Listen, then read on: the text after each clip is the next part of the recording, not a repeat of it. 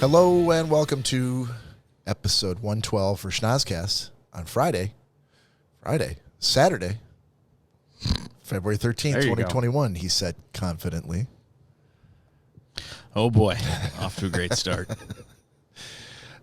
You know what? There's always going to be something I forget. And hopefully if I get it out of the way right at the top, then we're going to be It great. won't happen anymore, clearly. No. So this is Bob. Welcome to my left, Mr. Nicholas Bader. Oh, good evening, everybody. And flying solo tonight, Mr. Cory Schnozzcast. Oh, hey. Excellent. If you're new to the podcast, welcome. If you are rejoining us or you want to see us or listen to us on a different medium, perhaps you're sitting in the bathtub. Yeah. With electronic equipment on is And hopefully a toaster nearby. usually the case. Yeah. A glass of Well, champagne and some chocolates. But, you know, if that toaster has a toaster koozie on it, I think you're okay. That would probably be the best case scenario. In that case, you can absolutely listen to us on iTunes, Podbean, Spotify, Stitcher, Pandora, Amazon Music, and anywhere else where you can get a podcast. You can also follow us on social media at Instagram at Schnozzcast, on Facebook at Schnozzcast, and on YouTube at Schnozzcast. That's SCHNOZZ cast. And do not forget, you can call us or text us at 618-SHOCKER. 618-SHOCKER. Shock the cast with your questions, comments, concerns, gripes, or bitches. Any or all of the things that he just said you can do on that number. 618-SHOCKER. That's what it is, 618-SHOCKER. Leave a voicemail. Let us know how horrible your Valentine's Day is going. If that toaster is close by, hold on, dear friend. Set it off to the side. Yep. And give us a call. Leave us a voicemail while we're on the cast. We're not ignoring you like everyone else in your life. Just so you know, we were inundated with texts and voicemails all week. And apparently now we're also a suicide hotline. So if you're... Well, you know, we're starting out a Valentine's weekend by telling everyone to throw a toaster into the bathtub. So you got to clean it up a little bit. Yeah, that's probably a bad message right off the get-go. We don't support suicide or suicidal thoughts. So no, but we're here for you if you have them. Absolutely, 100%. Okay. Cory's like, this took a dark turn right from the beginning. But it is Valentine's Day weekend. Yeah. So sometimes, you know, things aren't always... This is the problem. This is a problem with Valentine's Day. Let me just finish this thought, otherwise I'm going to lose it forever. The problem with Valentine's Day weekend, as many people feel with Christmas and other types of holidays, is that there's a pressure for you to do something special or to feel special or engage in some special activity, whatever it is, and not everybody can do that. Mm-hmm. So sometimes it can be a little depressing if you might not have a certain special someone in your life, or, you know, if you've just had a messy breakup on February 12th. Yeah. then you might be feeling a little bit down, a little bit down the dumps. A little under pressure. Yeah. A little bit. Little David Bowie-like. Yeah. Yes, David Bowie and Freddie Mercury, not Vanilla Ice. Yeah. I prefer that version. Hard no. That's Cory's guilty pleasure. Or for those that are very lonely this Valentine's Day, Nick, where else could they go? Out in the snow? I don't know. Joe's house.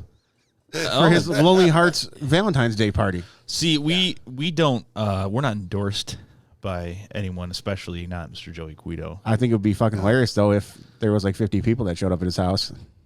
I think he should have sponsored the podcast. We don't get 50 people that come in the room. He literally could have know. offered us any one of a number of different remunerative things in exchange for us advertising for his Lonely Hearts Valentine's Day party. True. We would have hyped it up like once every hour. I'm really sad thinking about that. So joy. I'm really. I mean, how much is he really going to pay us? Really, though. The payment wasn't going to be that much, let's be honest. I'm really sad thinking about this Lonely Hearts convention tomorrow. Why? Because it sounds really depressing. I think it's fantastic. Everybody needs to feel like there's a place to go. Why should you feel lonely just because you don't have a certain special someone on Valentine's Day? All the lights are going to be red. Yes. There'll be soft music playing, perhaps some Are you lonesome bubbles tonight? A bubble machine. He Bubble should machine? have a bubble machine. Yes. A bubble machine and a smoke machine. Chocolate fondue fountain. Oh, always. Always go chocolate fondue. Right off the bar. Not a recycling one that just spills right onto the floor. into a drain in the floor. I can't think of anything Be a chocolate waterfall. anything point, really. more unsanitary than a chocolate fondue fountain. Yes. At a party. Yes. But I think it sounds amazing. Yeah. I would want to go there just to see it and then immediately leave. Upon seeing it, immediately walk out. We can do that. No, because then it's like the people who don't need to be there walking in to laugh at the people who are and then walking out. Yeah. Kind of smacks of that. I don't know. People's kind of generous, but. I mean, there could be animals there, I suppose. There could be the people. Show me the peoples. Yeah. So, he's a good friend of ours, though. Yeah, He's a great you wouldn't friend. know it to hear us, but yes, he absolutely is. Dear friend.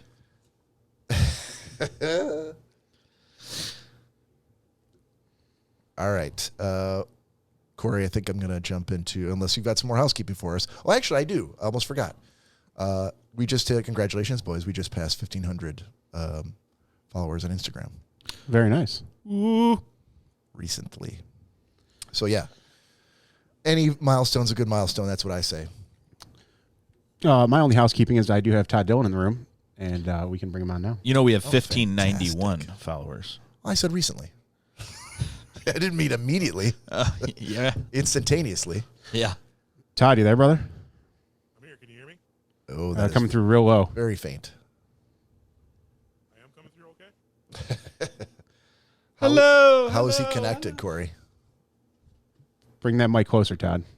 All right, can you hear me? Still Nope, very still low. very faint. Can you hear me? Can you hear me? It's a little bit better. Whatever Is it you just better? did, do more of that. How about now? Oh yeah. Yeah, there it Is is. it good? You got to bring that microphone right up to the mouth. Can you hear Todd. me? Yep, right up in your mouth. Right in my mouth. Can That's you hear me? There you go. That's use it. All right. Use that swivel arm to bring it over to you. Todd, you know what we want to Swivel. hear. We know what kind of sound check needs to happen. I know. Check, check. No. What is your standard go-to sound check? What do we always ask Mine? you for? Yes, you. Oh, hang on. Hey, everybody. Have you seen my balls? They're big and salty and brown. If you want a quick pick me up, stick my balls in your mouth. Suck on my chocolate salty balls. Stick them in your mouth and suck them. There it is. Good check. Todd, don't let them rope you into being our dancing bear because you are not, sir. Oh, there'll be a day when he says, "You know what? That's kind of played. I want to branch out and maybe do a little Barbie Girl by Aqua." I like that we never want to do like a maybe 15-minute sound check, podcast equipment check meeting with Todd. We want to do it right on the show. Yeah, right when we start. Yeah, right that's on the show. I don't have any time during the week. Don't call me during the week. Right around 9:30 when we're going to go live. Call me so we can work on some technical issues. Yeah, well, that's how we've rolled since the beginning. And that's how we've gotten as far as we've gotten today. I think you can safely say. Flying by the seat of our pants. Todd, how are you, sir?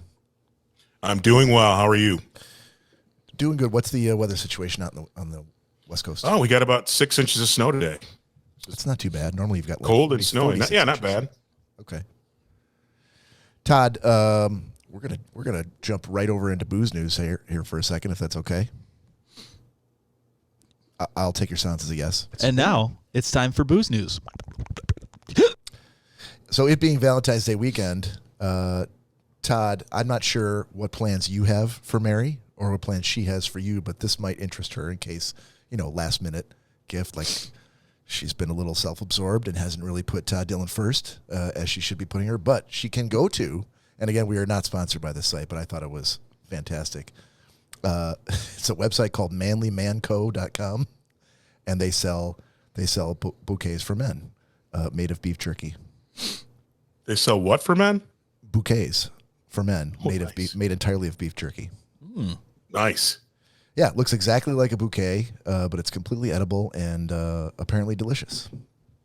You can even there's a Bloody Mary kit where it comes with the bouquet and all the fixins. Or you can get bacon roses plus dark chocolate. I love fixins. All the what, Cory? Fixings? The accoutrement? All the accoutrement, yes. Is accoutrement his favorite word? It's one of his word of the day toilet paper words. I likes to say, yeah. So what do you think, Todd? He also likes snippets and clippets. I'll take a jerky bouquet. Yeah. So Are you glad gonna that ended the way it did. Are you gonna maybe print this out tonight and like leave it under Mary's pillows when she wakes up? She's like, "Oh, what is this?" Smells beefier in here than usual. No, just the print out of the. Do you have one of those smell-o-vision printers, Todd, where you can print? It smells like whatever you want. Oh, that'd be awesome. I think you should do that. Let's give her just a quick, hey, in case you haven't covered this already, this would be awesome. You have some naysayers about that being just for men. Apparently, there's women in the room too that would also enjoy a beef jerky bouquet. Yeah. Sexist pig. That's what we do here on the Schnozzcast. We've known that Look, for a while. they can go to womanlywoman.com, I guess, if they want to do that. But this is manly. I thought it was pretty clear right from the beginning. Manlymanco.com. I mean, just saying, Bob. It's 2021, bud. Look, I'm not above buying a bouquet of bacon for anyone. Oh, However, I think I know who would like a bouquet of bacon. Sitting right here. I'm already regretting my Valentine's Day purchase. I had this Booze News article sitting in my back pocket, and I could have jumped on it, and I did not. Well, hindsight's always 2020, Bob. That seemed very reassuring. I think you feel better now from hearing that. As you should. Yeah. Good. Yeah. Mm-hmm. It's My job here is done. It's like the air smells a little sweeter now. Hindsight is the only 2020 Bob gets. So Yeah. That's not true. I get phone calls from Nick Bader. he gets 20 explaining what happened that week. 2032 sometimes. Hey, Nick, it's Bob. What happened this week? What should I be aware of? What happened last night? Hey. That's usually how he talks. Todd, what are your plans for Mary? Anything you can share in the cast? Because she's sure as hell not listening. I think you're safe. She's definitely not listening. Yeah. Hey, I'm gonna give her the gift that keeps on giving. Oh, we already talked about your salty balls. Whoa.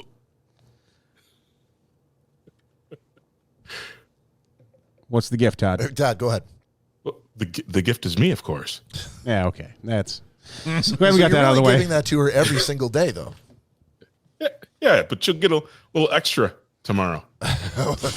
Extra Todd. Are you planning on having like a giant meal today?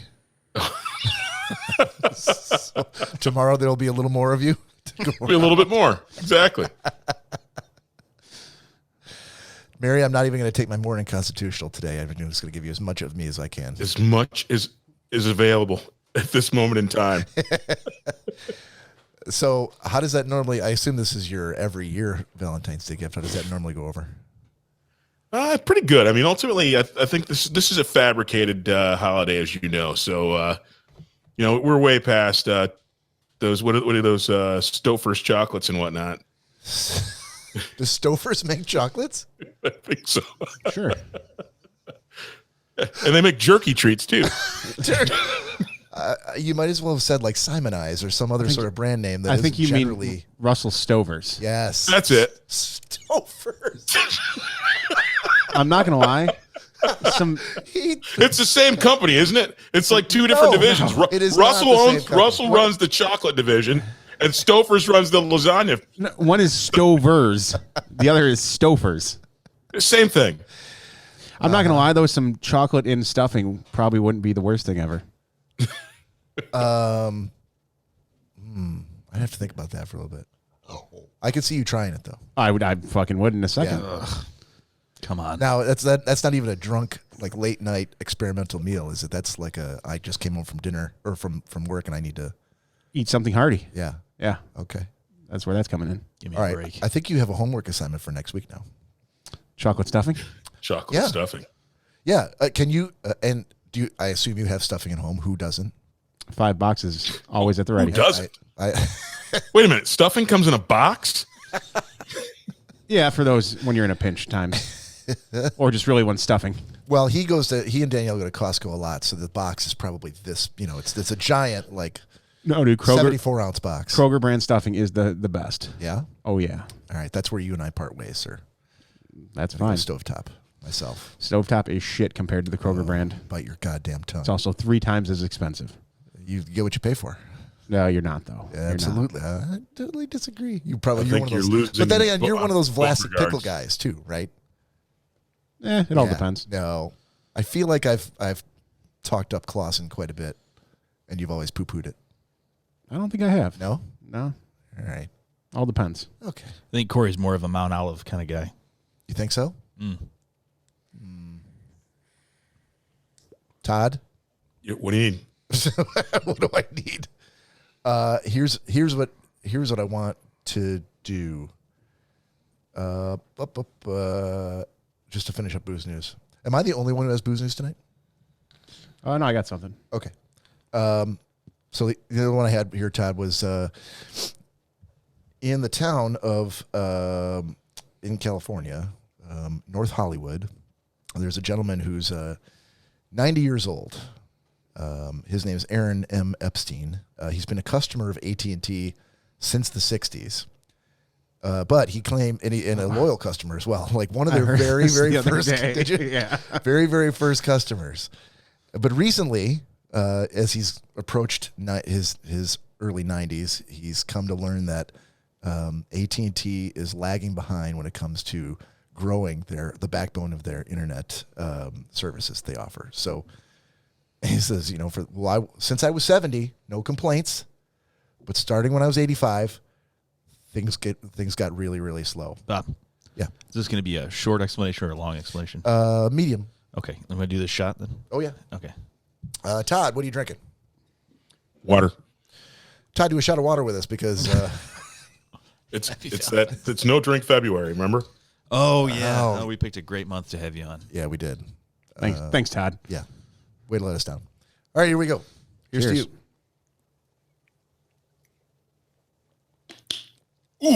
Ooh, boy. I hit the spot. Woo. Oh, boy. All right, so Aaron started saying, hey, when I hit 85, and they started putting in streaming services, he has a Roku, and he has streaming services. He's got an iPad at the age of 90, which is fantastic. Fabulous. But he said start watching a movie through Roku was like watching slideshows. So what he did was he spent $10,000 on 2 local ads in the Wall Street Journal to directly address the CEO of AT&T. It's a lot of fucking money for that. and air his grievances about AT&T's slow service. That seems like a guy with way too much left in his 401k. I mean, but when you get to 90, Todd, don't you think that the fucks you have to give have dropped down to literally zero? Well, exactly, and that's what I'm saying. He's spending how much money did you say he spent again? $10,000. Yeah, so he's trying to spend it up before he dies. Yeah, that's right. But that's what you should be doing, right? Why are you spending Absolutely. money when you're 90 when you could be dead at 91?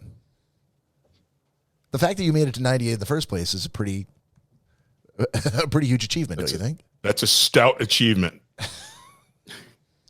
So the press contacted AT&T and got the story from them.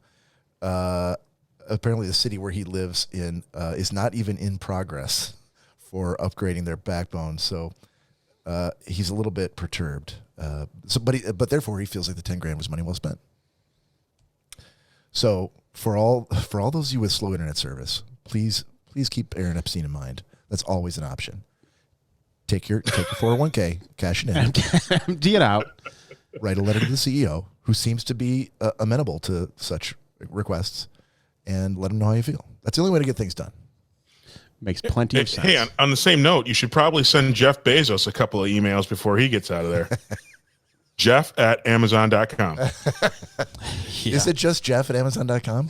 That is it. And he will answer. Oh, I'm sure he will. I think we need to utilize the Schnozzcast email for that. Yeah. Jeff Bezos, if you're listening, please give us a call at 618-SHOCKER. We will answer. Yeah, we may take your call. If not, leave a voicemail. Do we have a voicemail set up yet? We have voicemail. Yep. Fantastic. Does it actually say, please leave a message for the Schnozzcast? No, it's just a voicemail right now. Well, so we didn't set it up. Just say leaves a message after the beep. No, we can do that after. Okay, we should. Mm-hmm. Something witty. We'll have to wait until we get a few drinks in us. Oh, yeah. Yeah, that's Actually- going to be When great. the wit flies out the window. Actually, I want to. So, Todd, you sent me a couple of. Did you send me? I think you just sent me one MP3 where you're kind of fooling around with the mixer, doing different recordings. Yep. I'd like to try to do that and maybe use your vocal stylings as our outgoing Schnozzcast voicemail message. Yeah. if you're up for that. I'm up for it. Let's do it. All right, I'll have to write you a script. It's going to be probably somewhere north of like 700, 800 words. I'll send it to you, and then you could just record that, and it'd be great. No, it's only normally like Absolutely. 10 seconds that he gets. Oh, I want this is what Scorsese does, Corey. He gets 20 takes, and then he cobbles together. Hang on. He cobbles together the best of those takes to make the singular. Nick, correct me if I'm wrong here. Did Bob just compare himself to Scorsese? Yes. Okay, just want to make sure we're all hearing that. Yeah, I fucking did. Oh boy, it's gonna be a night. Looking into it. Hey, until proven otherwise, I'm buying it. Thank you, Todd. I knew you had my back. Todd, no one fucking asked. Like looking into a mirror. Corey, got booze news? I do. So in the late 1950s and 60s, the Florida Panhandle was responsible for 2/3 of all loss of limb accident claims in the United States due to one area in Florida. The Everglades. Vernon, Florida. Fucking Vernon, Florida. I knew it. So apparently, if you had a life insurance claim in this area and you were to lose 2 limbs, you were able to collect that entire life insurance policy. So when people caught on to this, they were going out and Cutting their own limbs off? they were cutting their own limbs off or shooting themselves in the Stop foot. it. I was totally fucking with you. Is that really what Swear happened? to God. They said that there was over 32 claims in 1 year, and all the people had these crazy accidents that they came back from. They were hunting, and they were suddenly shot in the leg and the arm. But they'd have to lose the limb, right? You'd have to lose either like the foot. You didn't have to lose the entire limb, but if you lost your foot or a hand, Yeah. they would What cash about out the life pinky toe? insurance. Nope. Had to be the actual. You had to be incapacitated to the point where you would, like, one guy even did the opposite arm and the opposite leg so he could still use a crutch. Jeez. Now, is it true that if you just shot off a pinky toe, that they would just only consider that it went to market and they wouldn't give you the finances for that? Yeah, that's exactly it. Own. Yeah, that was rough. But this area became known as Nub City. I think, Sure it did. I think he's just making all this up. And well, as a matter of fact, Errol Morris, a big how is documentary filmmaker, Yeah. he tried for years to get into the city and interview people there, and the only people that would talk to him were people from the life insurance agencies. Yeah. But he did actually. He got the movie finished. I was trying to find it the other day. It's very hard to find to stream, but I was able to find it, and that's gonna be one of my watches this week. Don't start comparing yourself to Errol Morris. I don't believe I was in any way whatsoever. I said I was going to watch his documentary. I'm no Scorsese, that's for sure. So yeah, there you go, Nub City in Vernon, Florida. Wow. Holy cow. All right, so that's Booze News for the week. We have a special guest joining the 4 of us here on the cast. We still shooting for top of the hour, Corey? I don't know. Ask Nick. He was the one in Yeah. communication. Gave Yeah. thumbs up, send Okay. the link. So Mr. Jason Cline, whom we've had on the podcast before, had a great time. He of TikTok fame. Jay Klein Show. Am I correct on that? for For his TikTok/Instagram. Instagram, I believe is Jay Cline Show. TikTok is Jason_Cline. Okay. Let me just double check to make sure. Yeah, very good dude. We're Yep. excited about having him on again, and this is going to be a much more relaxed affair because we've all sort of introduced ourselves to each other and to our audience. So we're just going to hang out and shoot the breeze and cover a range of topics. Corey, I do have. I think we've got maybe 4 or 5 minutes before we bring him in. We could do a kill a robot Sure. before then. Okay. What? All right. So the story I've got is there's a nanotechnology that they have. This is from Axios.com reporting this story. Nanotechnology allows chemical signals from spinach to send emails. Okay. You heard me right. I was hoping so. Researchers at MIT have devised a way to allow chemical signals from spinach plants to transmit an email. Oh, wonderful. There it is. It is an email that contains a snippet from the Doors song "Touch Me." Yeah. So, how does this work, Todd? I'm glad you asked. They engineered the roots of these plants, these spinach plants, to contain microscopic nanosensors that are capable of detecting nitroaromatics, and these are chemicals that are often found in explosives and man-made industrial chemicals. When the sensors detect these compounds, they can send a signal to an infrared camera, which can then trigger an email alert. So they are claiming that they've overcome the communication barrier between plants and people, which, as you well know, people have been clamoring for. Yeah.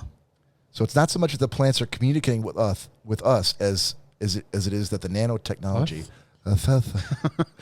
allows us to transform these plants into a kind of living computer, or what some people are calling spinach cyborgs. You know, first we taught Coco. The next step is puppies not peeing on carpet. That's a natural transition. Where- Yes, Todd. From spinach plants, yeah. Yes. Go on, Todd. Makes sense. I mean, ultimately, if you can get these plants to have sensors and actually alert that these things are present, right? You can start morphing this same technology into puppies, and then that way they won't pee on your floor while you're house training. So where would you put these nanosensors, in the penis or in the brain? Well, closest to the source, Bob. So everyone has male puppies, apparently.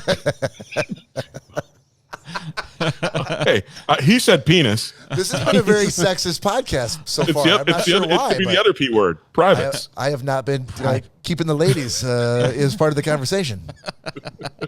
So, Todd, just to follow on what you're saying here, we should be putting nanosensors in puppies' brains so that when they have the "I need to take a whiz" thought, that You get an email.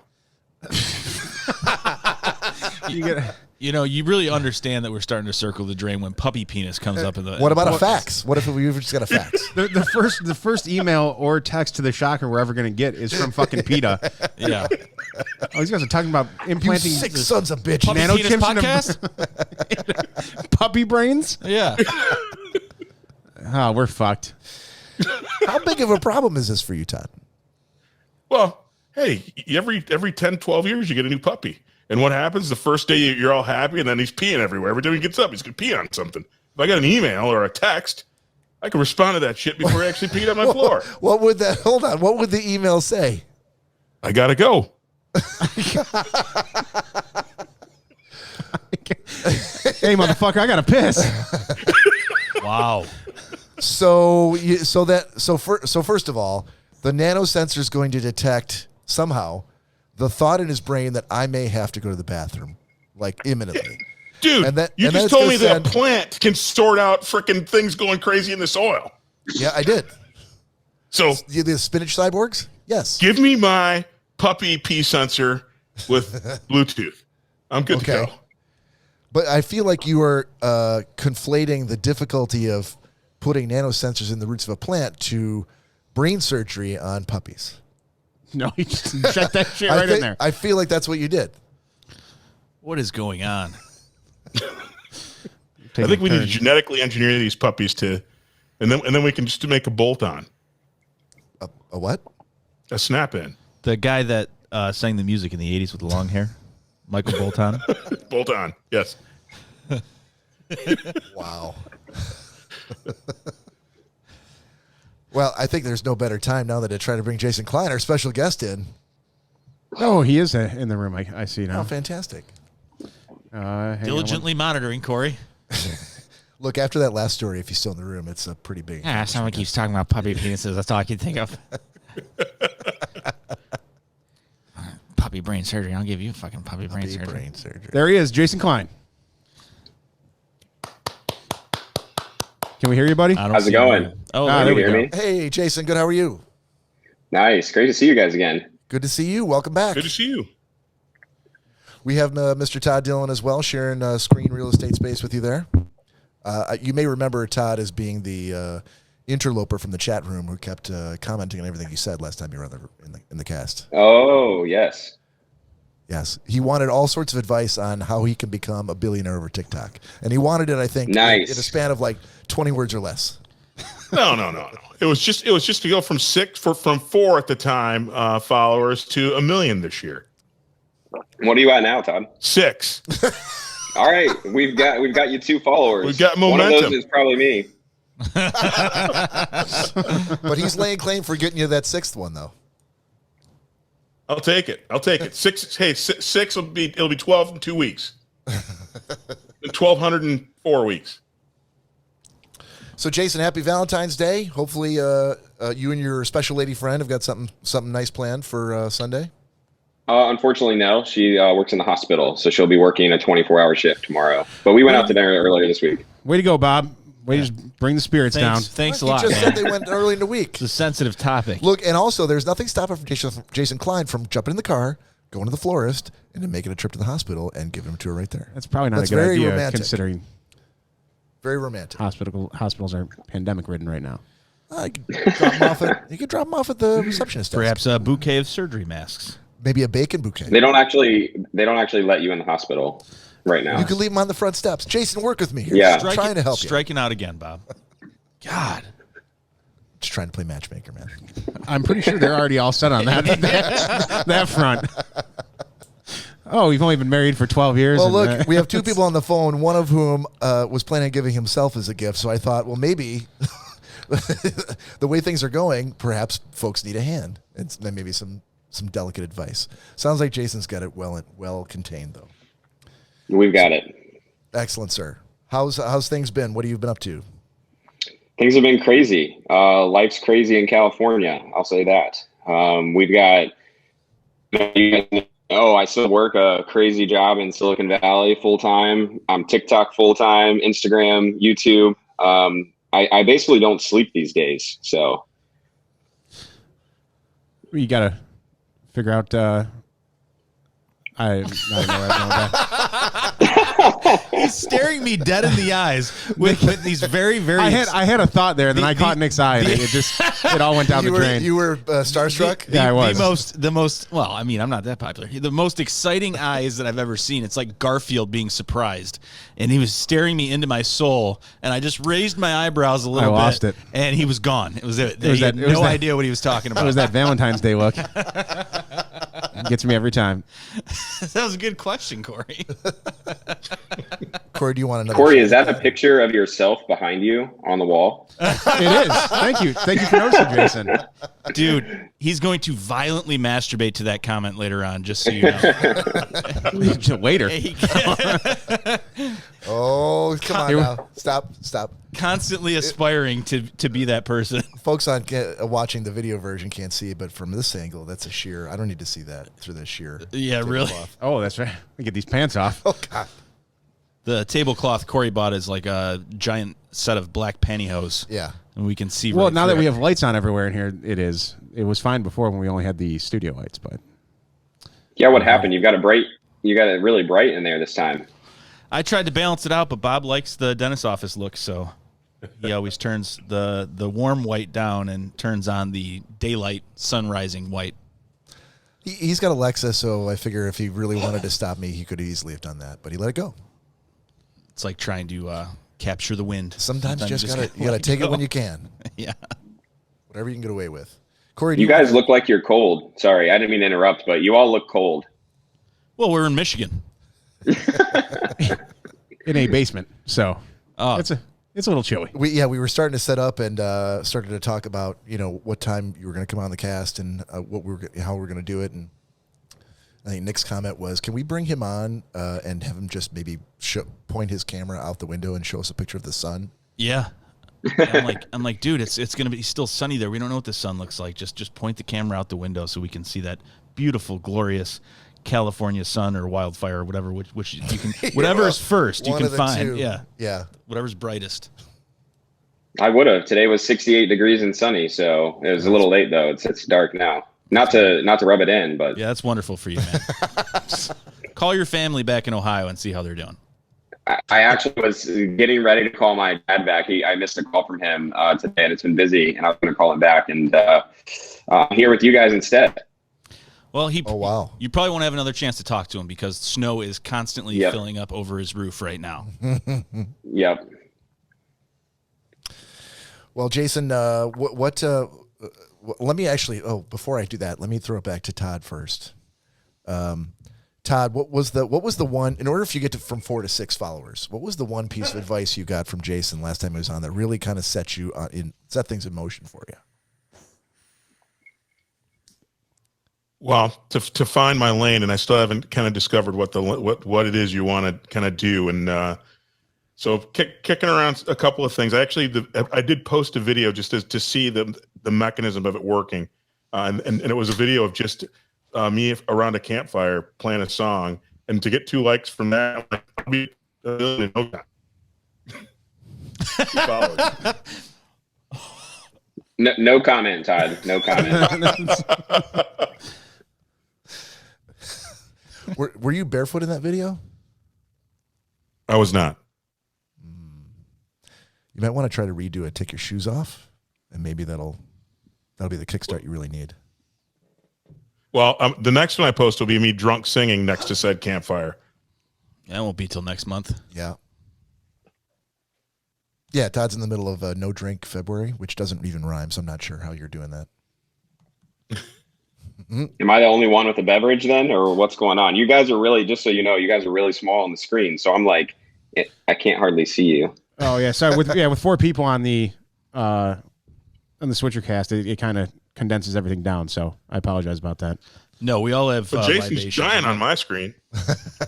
You're giant on my screen, Todd. Like, what is this? Well, that's all that matters. Everybody sees us every week. They don't need to see more of us. We want to show our special guests here. So yeah, we have a drink. What are you drinking, Jason? I have a little bit of really bad bourbon on ice because it's bad, so it's on ice. And then I have a Belgian IPA and ready to go on deck. Ooh, what kind of bourbon?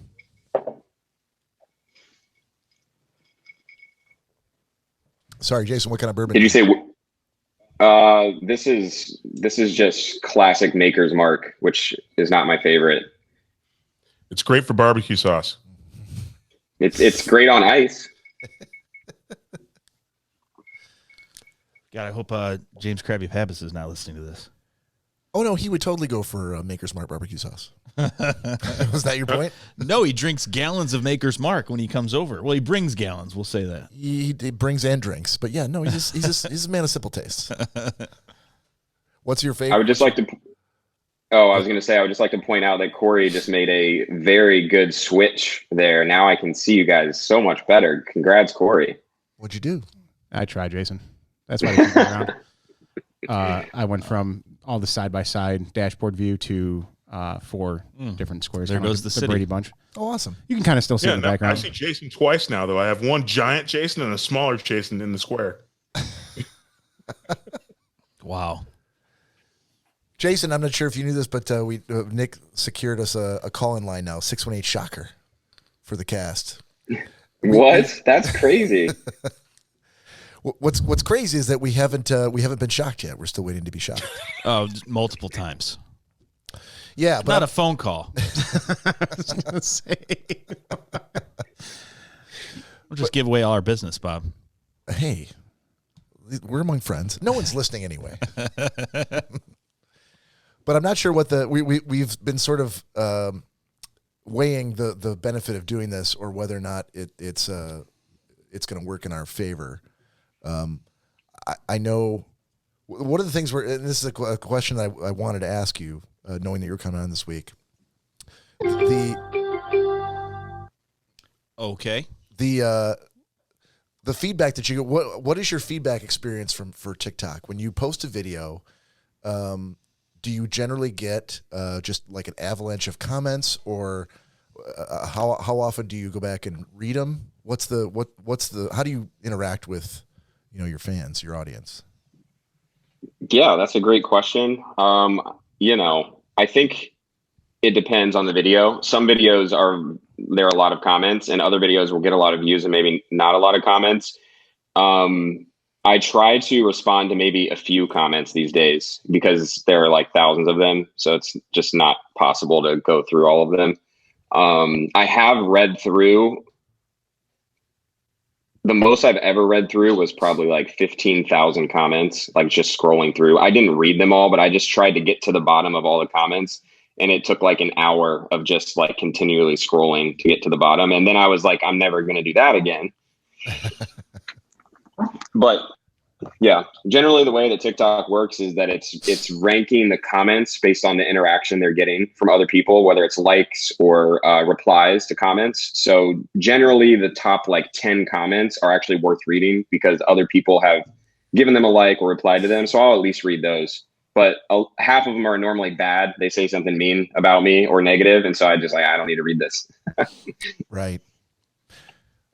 Do you think that the people that are commenting or people that are liking your post and adding a comment, do they expect or hope? Is their goal to try to get you to respond, or they just want to? A lot of the times, yes. A lot of the times their days are made if I respond, which to me still feels really weird because I'm just a very normal guy, and it's like a click of a button and I type in some letters and then they're like, oh my gosh, you responded to me.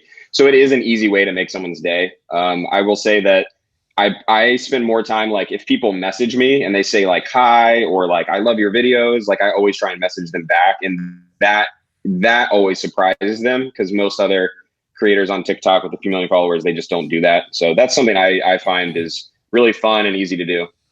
Hey, and I got to second that. I thought it was really cool. After the last podcast, you were spot on. I reached out to you, you responded to me, and it did make my day. There you go. I'm a man of my word. Oh, Todd. And that has reaped benefits for you, Todd.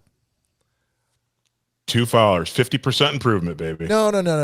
I that was legitimately like complimentary thing to say because that was what started you down the road, I think, of really seriously going, okay, let me get a pad and a piece of paper and a pencil and start to write down what it is I think that I want to talk about and how I want to do it. We started, you and I started talking about microphones. We started talking about mixers, that sort of thing. I think that was right about the time you kind of started getting serious about it. Yeah, absolutely. And I just held up for the camera. I actually held up. I've actually been scribbling down notes and framing. Again, I think the original advice, right? Find a lane that you're going to do and stick to it. And I'm trying to figure out kind of what that niche is. And then I did, like I said, the video I did post was really just to see how the mechanism worked and what I could control, because I found it very difficult to get something back once I put it out there. And so, yeah, just kind of figuring out the mechanism. But very, very inspiring the last time Jason was on. Todd, I just want to say you have a very good voice. Like, I mean that in like, you could do voiceover stuff and it would be really engaging. I really think you could have thousands of followers if you wanted, because you have a very like great voice to like, whether you're telling facts, you're reading off stuff, you're saying crazy stuff that happened in the world, so similar to what I do, but like your voice is like super solid and unique. I think it would do really well. So I'm just saying you should try it. Thank you so much. That's actually part of the plan, actually working on it now. Just ordered a new mic today. I think both of you do. Both of you have a voice meant for that sort of thing. Yeah, we've been kind of pushing Todd in the direction of voiceover work, so hopefully it'll come to fruition.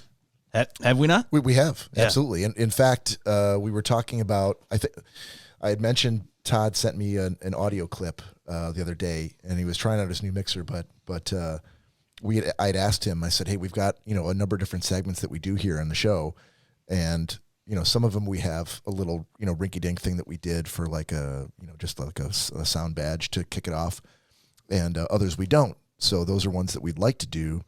And, once Todd started, joining every week and playing a pretty active role in what we're doing, I'm like, well, it totally makes sense. Why would we ask any of us to do it? Todd's got, that radio-friendly voice. Well, thank you. And a radio-friendly face, I suppose, as well. Well...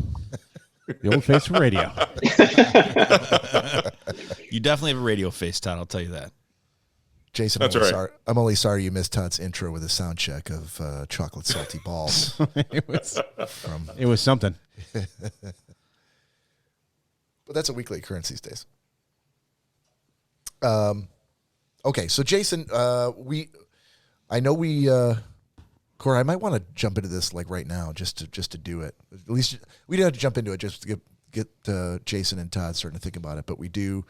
I think last time you were on, we did pick of the week, and and wanted to get your thoughts on that too. So we want to do that again this week. We don't have to do it right this second, but if you and Todd could, start thinking about, if there's anything that product you've used, place that you've been, even, though travel might be limited these days, or movie you watched, some sort of service that you use that you really like, to share with us for pick of the week, and we can get into that in a little bit. But definitely wanted to include you in that. Great, thanks.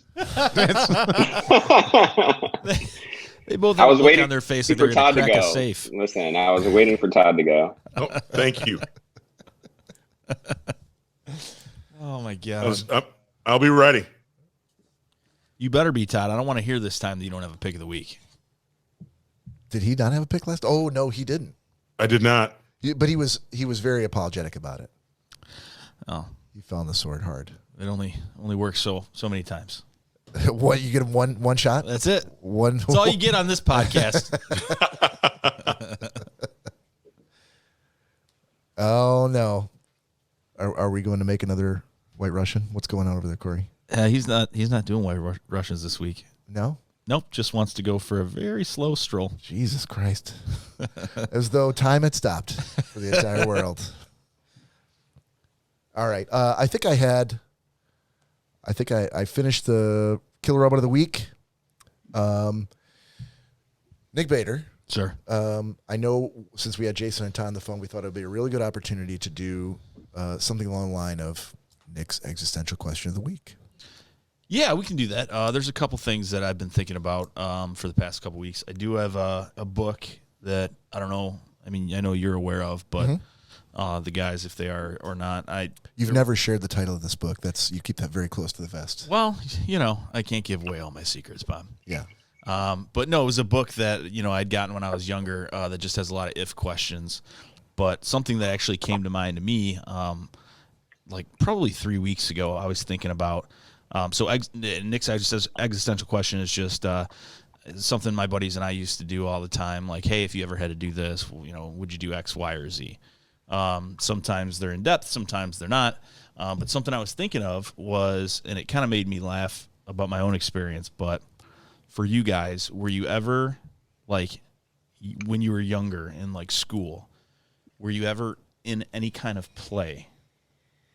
Like one of those, like, 2nd, 3rd, 4th grade where they kind of make you don't have a choice. You're just like, yep, you're in the school play. You have to do this. An involuntary play? Yeah, it was part of our class. Like we had to, our 4th what grade. Class was it was just that? 4th grade.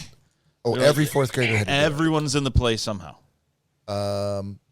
Does a talent show count? Something like that could count. It probably doesn't count though, because I think you had to sign up for it. So you probably could just go, I don't feel like signing up. Yeah, no, the talent show at Sacred Heart was mandatory. Mandatory? Yeah. I feel like I'm so glad we didn't have a mandatory talent. Well, it sounds like you did though. I mean, no, we were held at a pencil point and told you Christmas have plays and ruler point. You have to be in this play. play. Is like a talent show. Like not everyone's. No. Some kids are like the untalented kids are like trees and bushes. Exactly. And they go, oh, your talent is being a tree. Yeah, exactly. Nick Bader, you might go, oh, we're going to give you the role of Horatio. Yeah, well, I am very excited that you think that we would have done that play in 4th grade, but no. But so I want to know anything like that, and then if you had to sing any kind of song, and what song was that? Oh boy, because I, for whatever reason, it definitely remember. Like the words and the song that we were forced to sing. All right, I think you need to kick it off then. Okay, we I don't know what the play was. It was like some kind of. Hold on. Hold on, but I know the song. This is gonna be fantastic. It was some kind of hillbilly like play, and our 4th grade teacher like had a piano in the classroom, and she would like. Play some hillbilly songs. Play piano to like everything. She's like, "Oh, going out for recess," and she'd start playing the piano. I mean, what? Clearly, she was just trying to incorporate the fact that she loved the piano, like into what she did for her job. She wasn't a music teacher; she was just a teacher. But she had a piano. I feel like he just saw School of Rock this weekend and is somehow like fell asleep in the middle and was dreaming about. No, he didn't. So I believe my teacher did this. in our play, it was some kind of like hillbilly something play, and we had to sing. I'm not aware of any. Okay. I don't know. It wasn't like Romeo and Juliet. I mean, come on. No, so we had to sing that song Mountain Dew. Oh, yes, that song. Oh, but do you remember how it went? Yes. Let's hear it. Oh, they call it Please. that good old Mountain Dew, and them that refuse it are few. Did you have to speak sing it, or did you have to actually sing it? Yeah, we had to Were you sing it. rapping back Okay, then? well, I don't know why you're speaking it then. Oh, I'm not singing it. Why not? Dang.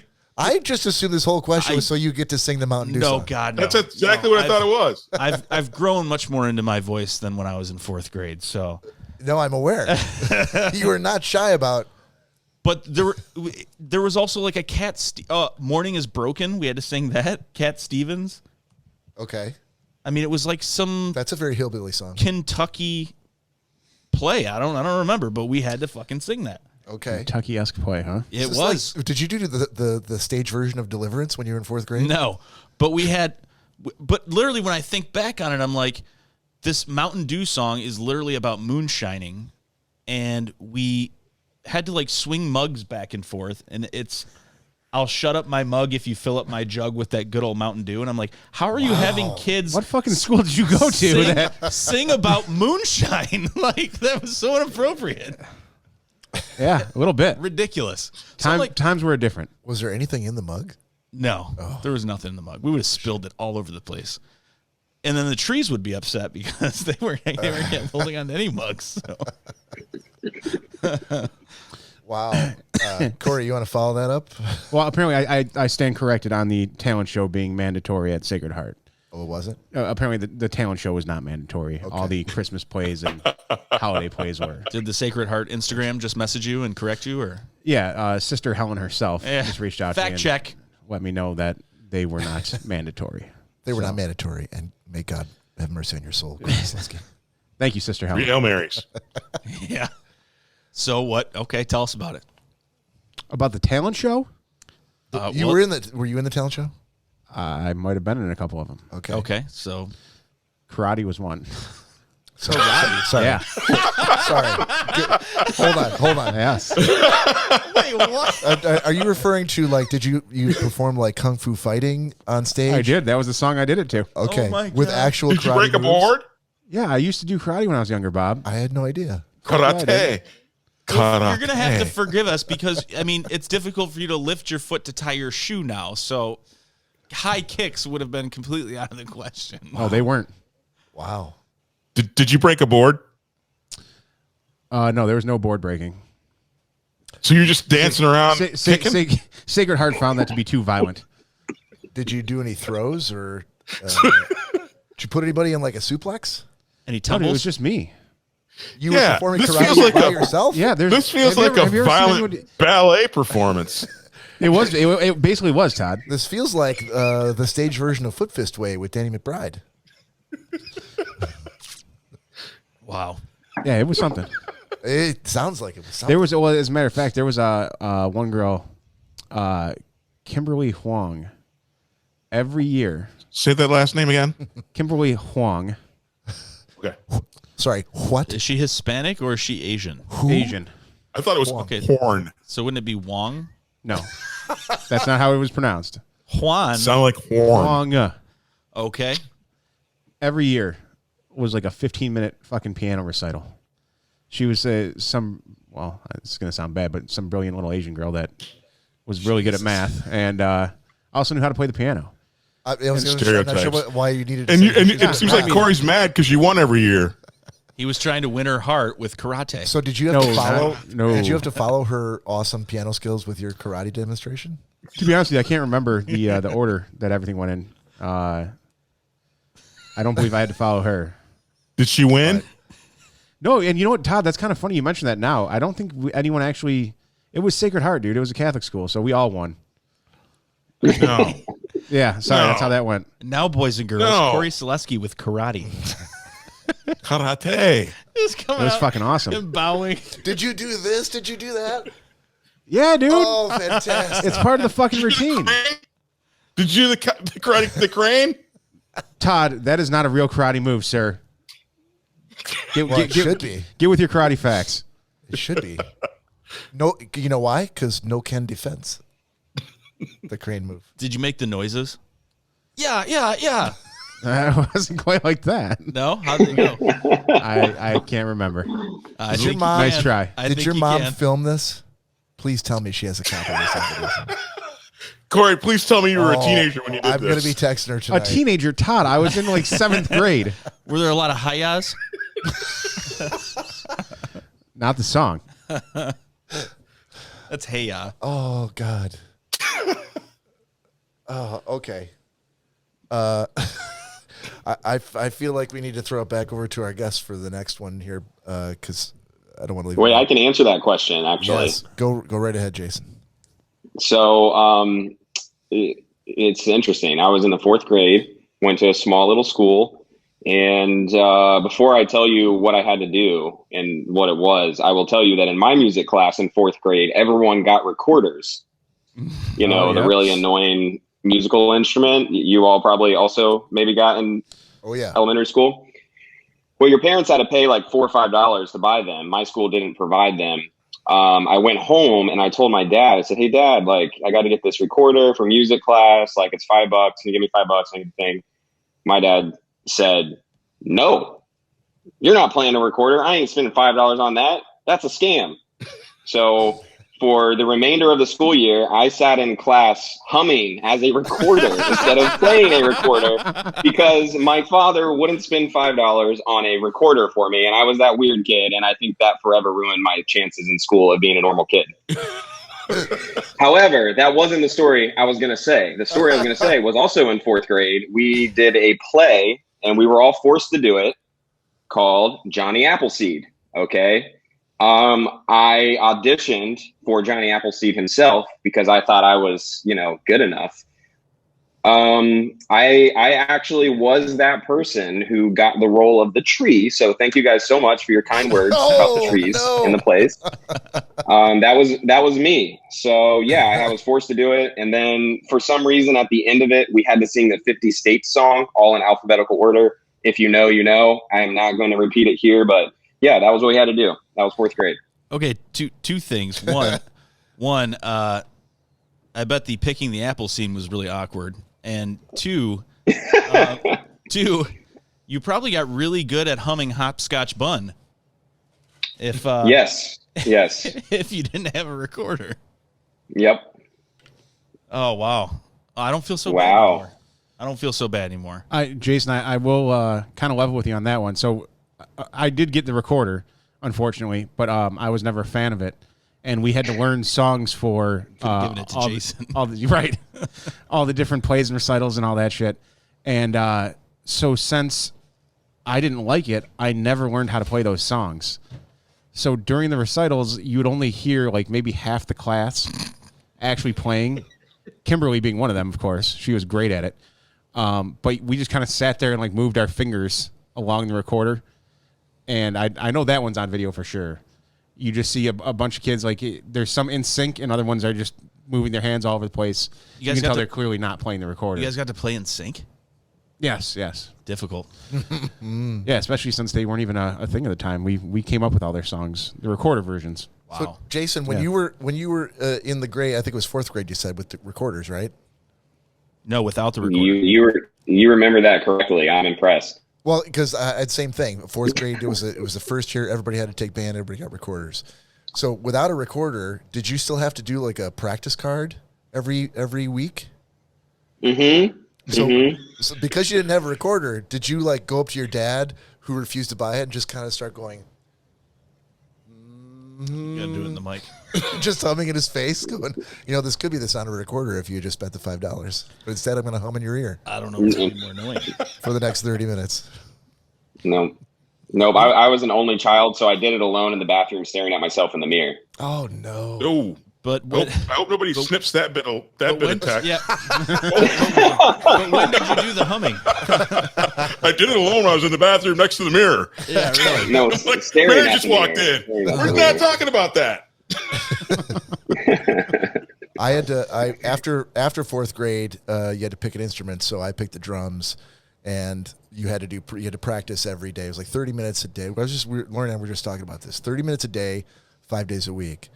And then your parents had to like initial it at the end of the week, and then at the end of the term you would like turn it in. And I always waited until like a week before the term was out, and then tried to get my mom to sign it. Mm-hmm. And she's like, "You didn't practice any of those days." I go, "Well, I tried." Made up some bullshit thing. She's like, "No, I'm not. I am not forging. Like, you need to go in there and practice." I'm like, "Mom, I need 63 hours of drum practice between now and Friday." Only 63. She's like, "Well, you're not doing anything this weekend. You're gonna be in your room all weekend practicing your drums. Playing those goddamn drums. Every hour, I'll call you when it's time to eat, and then you go back in and practice. And at the end of the weekend, I'll sign what you finished." You ever get the 63 hours in? No, I would get like 20 some over the weekend, and then I would go. And then she refused to let me go to school and get a bad grade, so she would just cave and was like, "Don't ever do this again." Okay. Yeah, that's how that went. Todd, what about you and your stage experience? So, well, I was gonna say, so my fourth grade experience, same recorder things, the $5 recorder. Although my mom actually discouraged me from practicing because it very much annoyed her. But I was just in the only play that we had to do was like the holiday plays, right? And I was in the only one I can remember is the Christmas. I was a wise man, and I had like just a Bible verse. Sorry, you were a what? A wise man. A wise man. Yeah, like Superman. Yeah, like Batman or Bill Spiderman. Yes, new Spider-Man. Yeah, it's not. I was a wise man. It's not someone's last name, Todd. You were a wise man. That's what I said. Go ahead, Todd. Yeah, so you're it's a not wise that man. great. It's not that great a story. I was a wise man. Oh, that was the end? It's not like you were Ronald Wiseman.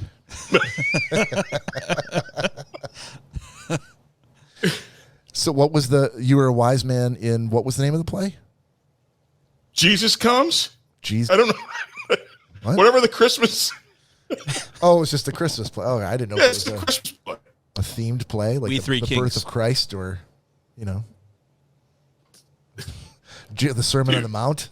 Jesus on the cross, maybe? Joseph in the technical. Not at the beginning. No. That was 6th grade. Yeah. And Todd, how was your performance? Hey, I got that Bible verse out. I think I did good. They graduated me. Now, did you have this sort of baritone, silky smooth register back and forth? I did not. I did not. For a more interesting thing about that, so I did my stage presence through. That was it in grade school, but in high school, I did the talent show every year, and one year I tried to sing "United" by Judas Priest, and that was a horrific fail. I was going to say that probably went over very well, huh? The next year though, I wisened up and I did George Thorogood's "Bad to the Bone." So in the Christmas I bounced play? back. Yeah, this was still. You did it in the Christmas play, Todd? No. Oh, okay. Come on, Bob. Bob, I lost you. You did. We were talking about Christmas plays, and all of a sudden you're singing "Bad to the Bone." I had one line in the Christmas play Yeah. each year when I was a wise man. Uh-huh. Todd and Bob, do you guys have the same mic? We do. We do, yeah. This is what happens when he calls me for advice, and I go, I just bought a cool mic.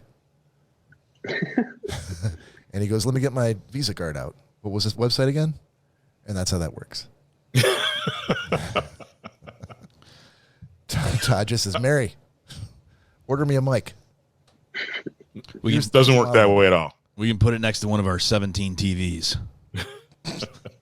Yeah, exactly. Well, I was actually in the talent show in 4th grade. Sorry, it was 5th grade. And before we get into that, I guess we're going to do a shot.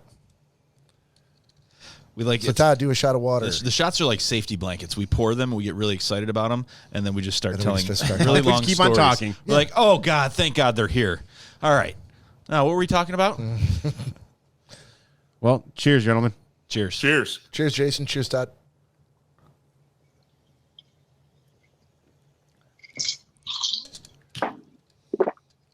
So 5th grade talent show. me and two buddies did. I wanted to do a Bill Cosby routine, which, in hindsight now, is not as fun of a story to tell. Yeah. Cosby.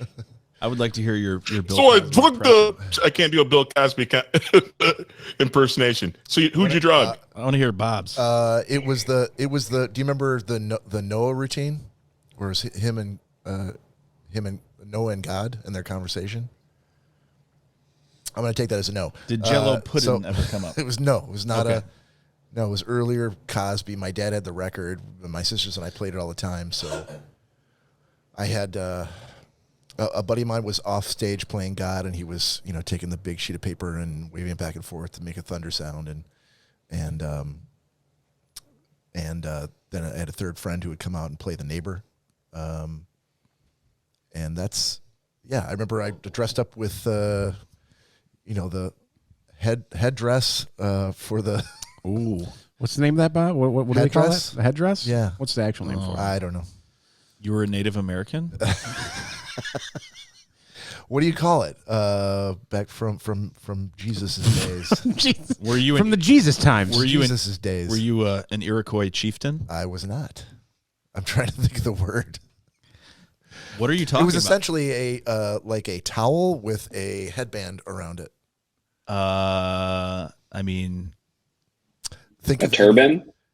not a turban. What wasn't so much piled up high as just sort of like Arabian Nights kind of. yeah. I mean, just to keep the sun off. Yeah, I don't know what they're called. I mean, Neither I know, do I, but that's what I'm getting ripped on for. Is not. I know knowing that what it's called. you're not thinking of. I mean, it's not a hijab, but you're I not don't thinking think of so. that. No, No. I don't think so. Yeah, I'm not sure what they're called. but It's whatever the word is for a little kid trying to dress like he saw people in the Bible dressed. And that's all it was. they didn't have any pictures of I was going to say, so I was just like, so you had the picture version of the Bible? Did you? So We had to when you went read. to school and you were young, you didn't have a picture version of the Bible. You read from the actual Bible. Bob, I went to fucking Catholic school for 9 years. Yeah. Of course we read from the actual Bible. If we could, Even when you were really young. if we could refrain Yeah. from using the Okay. F word and Catholic in the So, same sentence, I fucking know, right? So This is what Catholic school taught me. Lutherans, which is Catholic light. This is kind of weird because we always said we would never talk about politics or religion, but I mean, keep it going, guys. Lutherans, it's Catholic light. It's not quite as the sinning isn't as bad. The songs aren't. The as pastors long. can poke people. You don't have to kneel. You can come when you want. It's fine.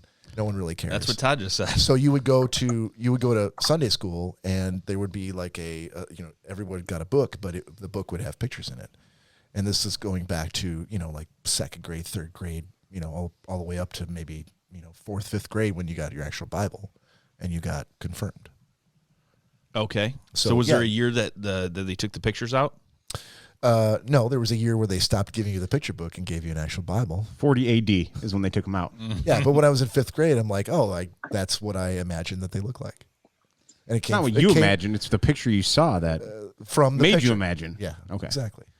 You didn't read it and then got the image in your mind on your own. No, but I probably forgot where I got it from, and it obviously was from there.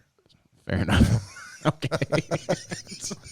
It's a roundabout way to get I don't to think it, I but could be fair, more yeah. clear than that, Cory. Yeah, well, that's insanely clear. Yeah. Crystal. So you're wearing the hat. Jesus. Yes. I don't know. It's a hat. It's the Arabian Nights hat. Yeah. That's what I was wearing. Was Sorry, it? was that You a just point? wanted to let us know? I can't remember how that I came mean, I up, feel but like there was this like real big buildup. We've been walking up this cliff. I think this I mountain mentioned for that a I was while. in costume, and that's when And I had the hat on. The end. that's a perfect ending for that story. The end. Well, that was a fantastic question. Just so you know, it's Sudarium. Oh, that's what Bob was gonna say. Gesundheit? What? That's the Jesus hat. Yeah, A Sudarium. No, he wore a crown I of feel like you thorns. just made that up. I did not. I looked it up. Okay. Did you look it up on mean, JesusHats.com? Where did you find this word? Where do you fucking think I found it, Bob? No idea. On Google. Oh, okay. Where Where the truth lies on Google. Sudarium, it's a Wait, hold the on. Latin- Hold on. What did you Google to get that word? What did you type? Don't you fucking worry about Oh how no! Come on, what? Share. If you're gonna try to drop some science, explain to us how you got that. What did you type in? What is the name of a Jesus hat? What did you type in? What's the hat Jesus wore? Not did you not type? hat, not hat. What did, Close. Jesus chapeau? What did you type? Head wrap. What did Jesus wear on his head? Yeah. Yeah, that would have worked too. No, but you didn't. Jesus head wrap. Yeah. Okay. Name of Jesus head wrap. You went to Catholic school for 9 years. And you typed in Jesus head wrap. We didn't talk about their looks and clothing, Bob. No, but we talked about the real You were meaning. just going on about the real you meaning. read the actual Bible like for years and years. No. Oh God, no. I never actually. They told us to, and we were supposed to. But you refused? Look at Cory denouncing his religion here, Bob. Stop pressing him. So much like music class, when everyone would read the Bible, Cory would move his lips and act like he was we reading all it would. as well. We all would. I do remember there were no pictures. That's for sure. That was why it was so tough on you. I'm not sure It you was. remember if you never read it. I'm just glad you didn't look up headdress. Yeah, so That was probably an unfortunate choice of words. Yeah. Sudarium is Latin for sweat cloth. How do you spell it? Sudarium. All right. The more you know. There you go. Jason, I'm not sure if you knew that we were an educational podcast, as well as a suicide hotline, apparently. Wow. Yeah. Shocker. 618 there it is. Shocker. Oh, hang on. Let me get the graphic. 618 Shocker with your thoughts and concerns it's already based on that last exchange. It's already at the bottom of the screen, so I know, but my battery's actually dying because so many people are texting it right now. Oh, I bet that's I don't why. doubt it. It's crazy. What the fuck's up with that phone? You literally just turned it on, or had it not been charging this whole time? It just been sitting on the table. It's like 50 years old. 50. It's one of those hand crank bag phones. All right. I could do. Let me do another one because I feel like we have more to say. Jason Cline, can you pick a number? Oh, geez. Pick a number between 1 and 100. 99. Interesting choice. Oh, okay. Has no one picked 99 yet? No one has picked 99. Fair enough. So here's the question. This is from. I'm going to play the Nick card and say this is from a website that I will not divulge. The question to the group is: what is one thing you will never do again? That's a really good question, by the way. That's a Todd? fun one. Yeah, Todd Dillon. Oh, I have to go first? Okay, Cory Selesky. Todd, can your answer be sing that song at the beginning? That's our sound check. You can't throw that out. One thing you'll never do again. Fuck, man. That is a very, very good If you say make love to a woman, this might be our most popular episode ever. Well, He's like, oh, Amanda Stipolini, that's for sure. Amanda Hug and Kiss? Yep. I don't know, man. Because there's so many things that I would not like to ever do again. Well, pick one of them. I mean, this does not have to be a brain buster. You know, I never want to fucking ski again. Cory Selesky. Yeah. It's in your name. What happened? Dude, we took a family vacation up to whatever fucking ski resort. Boyne Mountain? Probably. How old were you? Shanty Creek. Probably like 12, 13. And you'd never skied before? No. Had anyone in your family ever skied before? That's the crazy part. No. So you all went up saying, like, let's try this ski but thing. like vacations for us were supposed to be like summer vacations where you go to Florida. Right. Not going to a snow-covered fucking hill.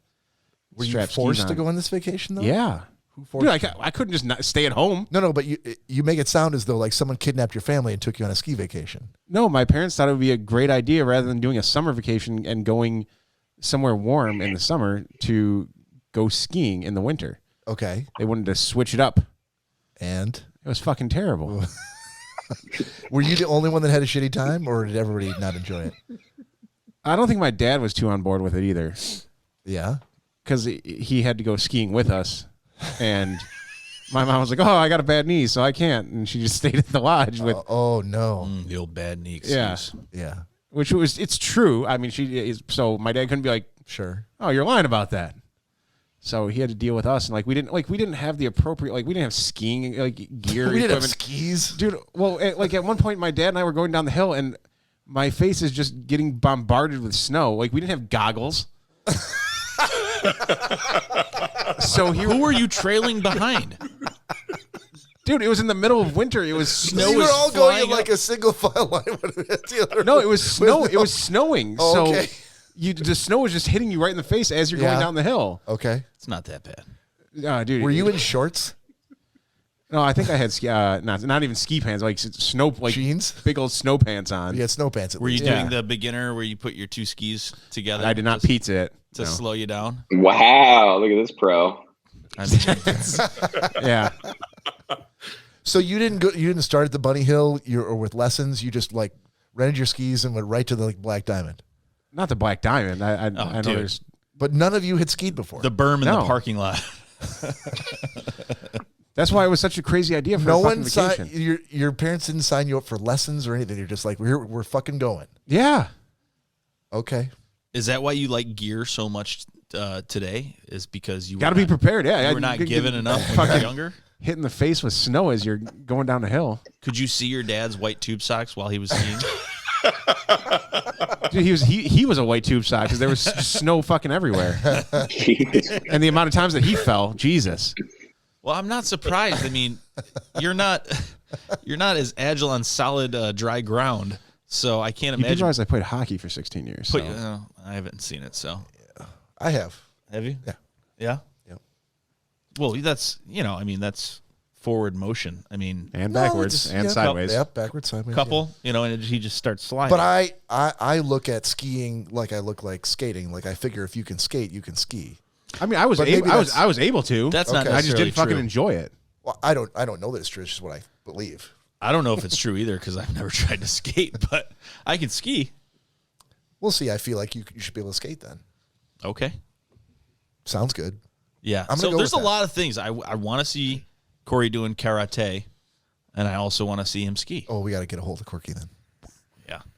All right. I just told you I'm never skiing again. That was the fucking question. What would you never do again? And I just told you ski. So go fuck It's yourself. a bad experience. I like it. Todd, you think about it at all? What do you got? I did. Okay, I got goodness. Go ahead. Go to a chiropractor. Oh, a bad visit? No, well, again, I've always thought it's been a bit of witch doctory. And the last time I went, my wife's like, "Oh, she swore by this her chiropractor." She's like, "Hey, you got to go." And I go, "Really, my back's not bothering me." But she's like, "But your shoulder is. She can fix that." And I'm like, "Nah, wrong kind of doctor." But my wife gets me to go in there. And so I'm like, okay, she's going to go and twist my back and maybe rotate my shoulder a little bit to help me out with my shoulder pain. And so I go in there and you get fill out the forms like you're going to a real doctor. And then and then she comes in and she's like, so where are you having issues? I go, well, I'm not really having issues, but I had shoulder surgery and I have, pain intermittently. And she goes, okay, well, we can deal with that. And then she says, so how's everything else? You feeling good in general? I'm like, yeah, feeling good. So how's your sex life? Everything working there? And I'm like, Oh yes, because the chiropractor needs to know You that. went to a chiropractor? no lie. No, I'm dead serious. And so we don't do the rest of the questions. And I'm like, I'm already uncomfortable. She's like, all right, so stand up and take your clothes off. And I'm like, what? So Hold I'm on. like- Were you maybe I in go like to a complex with many doctor's offices and you mistook the chiropractor's door for another door? No, it's my wife's chiropractor. And at the end of the day, that's all she did was crack my back after she made me drop my drawers. And I'm like, it's my shoulder, not my wiener. That's why I'm never going again. No, that doesn't make any sense. I've gone to chiropractors many times, positive experience, and you don't take clothes off or talk about your sex drive. Yeah, they do in Washington. Yeah. Clearly. Wow. That's That why should I'm be not on going a back. t-shirt. That should be on a t-shirt. It's my shoulder, not my wiener. Yes. I think we have the title, Bob. God. No, I'm going to clip that out. I'm going to put it on the button on the mixer. It's my shoulder, not Oh my my gosh. Yeah. Thank you, Jason. Wow. I didn't say it. Todd did. You'll get all the credit for But it. you piled on like all of us wanted to. So You've hats got off to 2 you. million followers. Shocker. Jason, what about you? Anything that you would never do again? Oh, lots of things. I did stuff in college, not like the typical like get blackout drunk and doing crazy stuff. Just like really dangerous stuff that I should not have been doing. One of those things, there are actually two. I'm going to tell you two of them because they're both really stupid and you should never do them. I'm never going to do them again. The first one, so you guys know, I'm from no hate, you know, we still love each other here. It's fine. But it was snowy, similar to like it is now. Okay. We're in there's a big empty parking lot. And some of my buddies were like, hey, let's go sledding around the parking lot.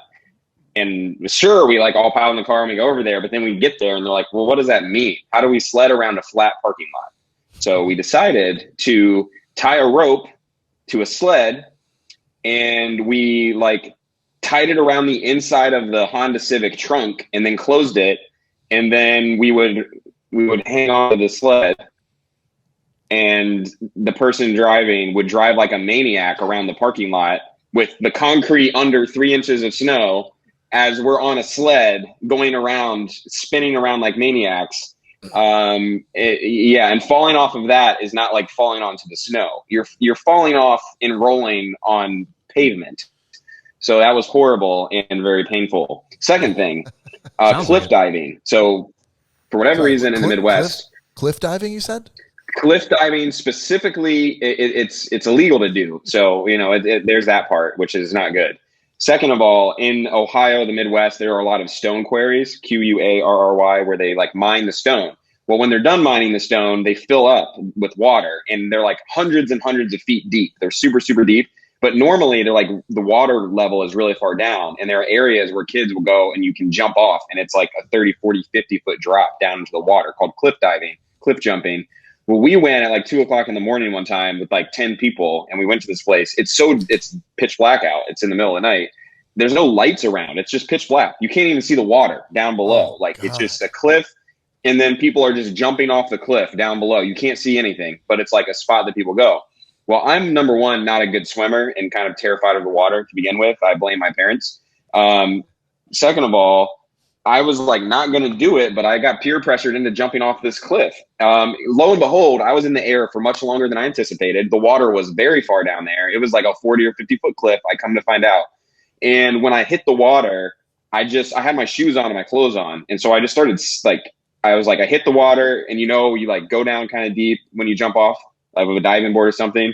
Well, then I'm like paddling up, but I'm still going down. Okay. It's pitch black. I can't even see the top. You can't see anything. It is dark and you're underwater. And I'm just like swimming, kicking my feet. And I was underwater for a really long time. And it was absolutely terrifying. I thought I was going to drown. I come up, I survive, and I don't jump off again. And then come to find out, there was a high school kid nearby a week prior to us going to do that. There was a star running back at one of the high schools in town who had jumped off that cliff, and he didn't come back up. And the divers took 5 days diving in that thing to go find him because he couldn't come back up, and he was like he died at the bottom of that lake. So all of that combined with a horrific experience, I will never go cliff diving again. Wait, so a week before you went to that area to cliff dive, someone had died? Oh, yeah. And you were able to same exact spot, the same exact cliff. How were you able to get in? I didn't know it until after. I didn't know until after. But there was no like caution tape, no They police. should have shut it off. Yeah. No. Well, Get the body police out of there. came. Start This is the jumping, part- kids. Well, this is the part of the story I left out. The police came and they thought that we were like drinking and partying and like doing crazy stuff, and so they were like really mad at first. Then they found out, oh wait, you guys aren't drinking or anything, but hey, do you know someone died here last week? Like, you can't do this. Like, you got to get out of here. We also had a giant inflatable raft of like a 10-person raft that was down in the quarry, just floating around, and people were floating on it. So again, it's like a classic case of like, you're young and you don't really think of it. You just think it's fun, but it's actually really serious. I can't wrap my head around making that leap in the dark to water you can't see. No, I can't do it. With your clothes on, I thought you were going to say, and somebody landed on somebody's head. And No. Someone just died. I just almost didn't come back up. Yeah. It was horrifying.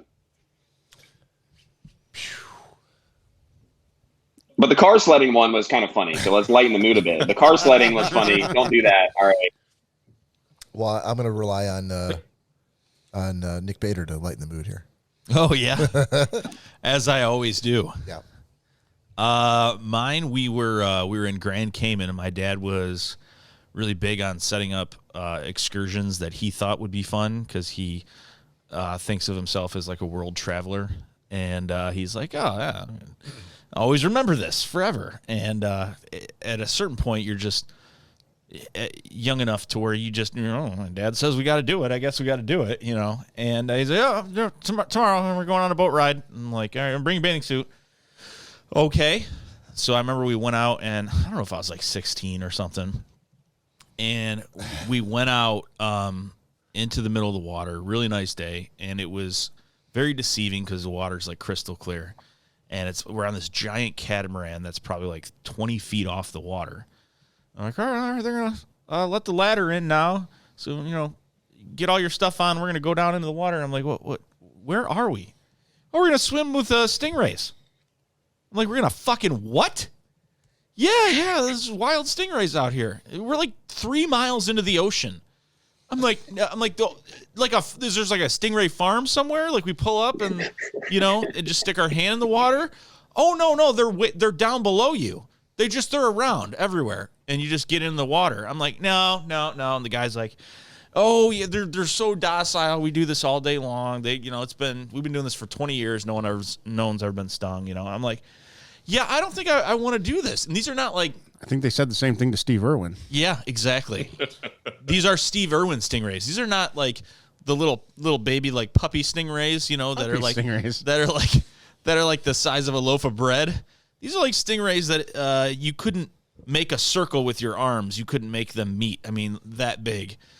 So, fucking retards. We all jump in the water and we're like, oh, we got to swim with the stingrays, I guess. So we're all, there's like 30 people and we're going in.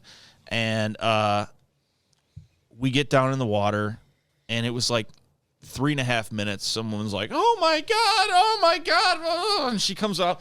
Blood is just going all down her arm and everything. And we're like, oh my God, what's going on? The guy's like, oh, everything's fine. Everything's just fine. Nothing to see here. She just cut herself. And we're like, what? I'm like, I'm getting out of the water. My dad's like, oh, he told you everything's going to be fine. I'm like, did you see what's below us? I'm like, I have snorkel like gear on and everything, and I'm looking down, and it's just white sand as far as the eye could see, and it's about 20 feet down. And some guy comes back up, and he's like, hey, look at that cluster of rocks down there, next to the 100 giant stingrays below you. There's a couple moray eels in there. I'm like, the things that like take people's hands off. Oh yeah, swim down and let's go see them. I'm Check like, them out. What is wrong with you people? No, I don't want to swim down. So my dad's like, okay, all right, well, don't get out of the water. Ma'am, can we bring one up so I can get a picture with my son? So I put my arm around my dad. He's like, no, I'm going to take the picture. You hold the stingray. I'm like, what is wrong with you? I'm not holding a fucking stingray. And this thing's like moving around and the tail's like going by my head and stuff. As I'm wading in 20 feet of shark-infested water. Wait, hold on. You didn't say anything about sharks. Oh, they're there. Oh. You're in Grand Cayman. They're always You didn't see there. any sharks. There are sharks. Exactly. Thank you, Jason. There are sharks. Big cry, baby. Yeah, look up how many sharks are in Grand Cayman. There are sharks in the ocean. Yes. So, thank you, Todd. So, this thing comes up and it like flaps its alien wings into my arms, and it starts. It's no stingray. It's not. No, it looks like an alien. It didn't turn up into close. an Now it's alien. alien. It is bigger than your torso, Cory. And this thing, all of a sudden, the tail starts like whipping around, and all of a sudden, I hear my brother. Oh my God! I was just stung. Blood coming down his arm. He goes climbing up the side of the boat. I'm like, I'm getting the fuck out of here. I'm done. The guy's like, this is really weird. 2 people in 20 minutes. Yeah. It's never happened. I'm 20 like, years. Yeah, no, I'm done. So I'm going to have to change that sign. Had 0 days since accident. had to climb up one of those like those spider web playground nets to get up to the side of the boat. And I'm like, get me out of here. And it's like the boat's crashing into the waves and stuff. Like, get me the fuck out of here. It hasn't happened since the last tour. I don't know. He had to go to a hospital in Grand Cayman because they're poisonous. And the basically they have to the stingray wing. yeah. They're like a triangle. The alien wing. A triangle of serrated bone.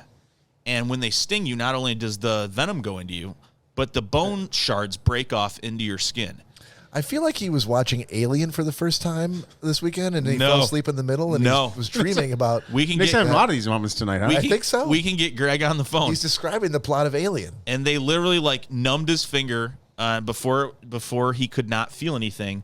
They just took a scalpel and sliced it open and had to pull all this like these barbs out, and he was like screaming.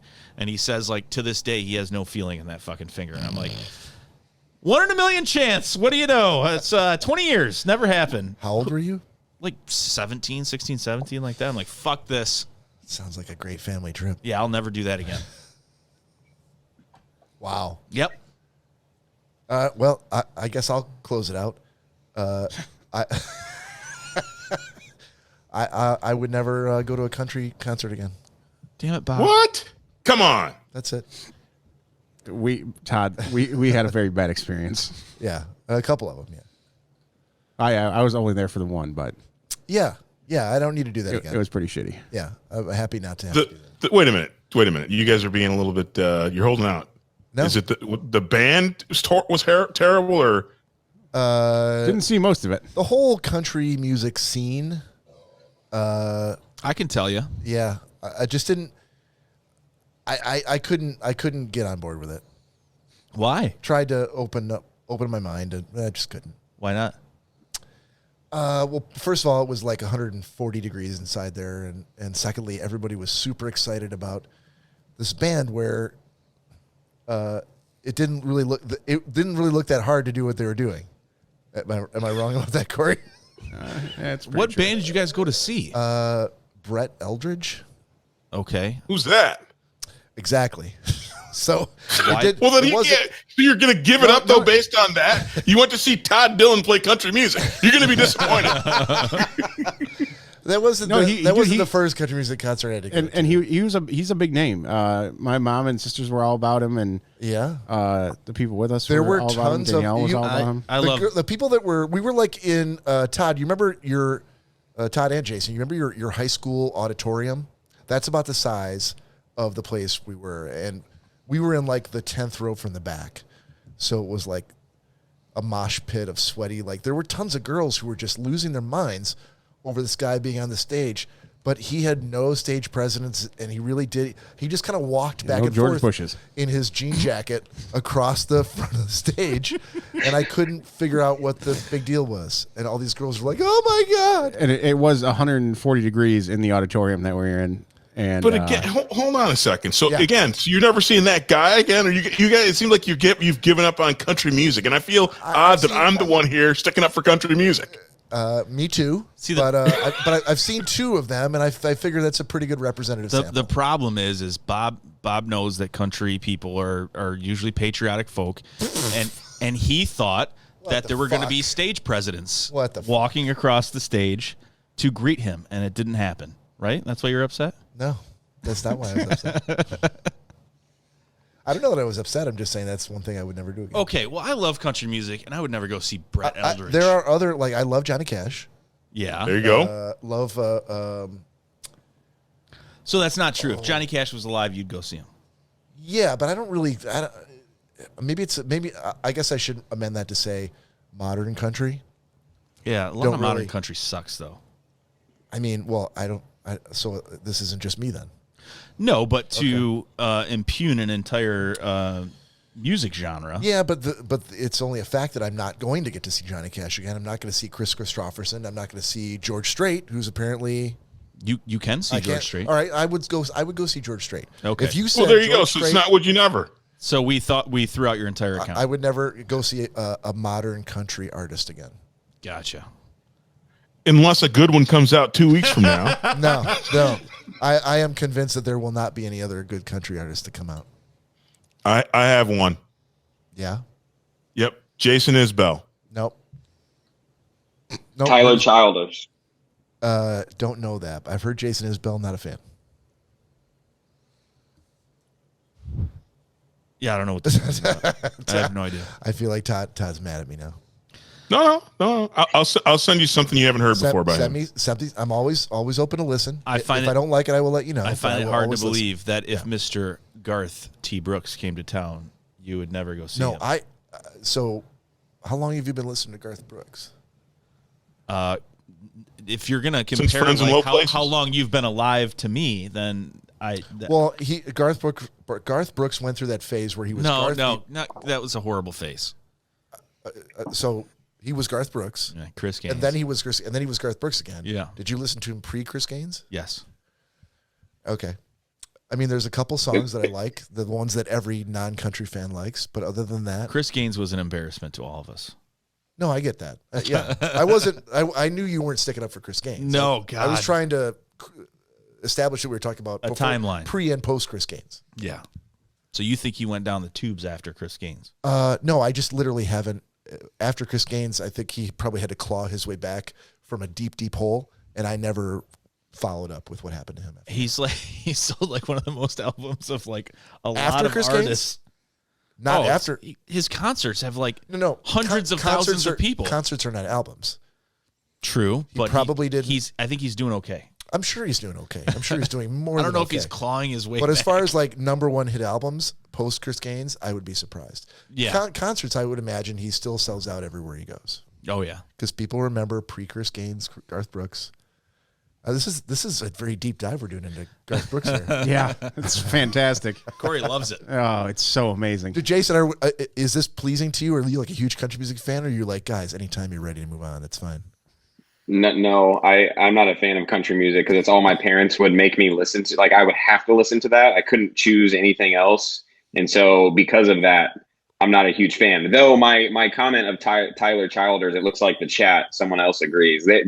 Tyler is very talented and he's a modern country artist and he does very well. He sells out really big shows and stuff. So Yeah, I will say this struck a nerve with a lot of people in the chat. Yeah, good. That's the Well, point. and then some other people wanted to hear your Wanted to fight me? Well, they I will wouldn't fight you over Garth Brooks. they want an example of what the other country concert you'd been to. Oh, the other. I'd have to look back. I will get back to the group on that. I honestly don't recall. He's gonna hold a personal live and invite everyone back in so he can give his answer later on tonight. No, we are going to take a break in just a minute and come back. And if I can figure it out, I will let you know. It's not like it's a big secret I'm trying to keep. Fucking here. figure it out. Bob, Go ahead, Jason. the real question, Bob, is do you know the song "Driver's License"? I do not. Okay, that says enough in and of itself. There, it has nothing to do with country music, but Okay. Yeah, we were just What talking does it about. say I was just talking about this with Danielle yesterday. I'm not sure what it says then. it's been the number one song in the U.S. for at least 2 weeks now. Oh yeah, I have The no number one clue. country song or the number one? No, the number one top hit in the world for 2 weeks. Okay. Yeah. Oh, I've never heard of it. Never heard of it. Nope. I'm trying to like get you guys up with the fresh music scene, inspired by TikTok. Come on. Well, okay. So that's a great point, Jason. And I will check out Tyler Childers. Childers or Childers? Childers. Childers? It's child and then ERS at the end of child.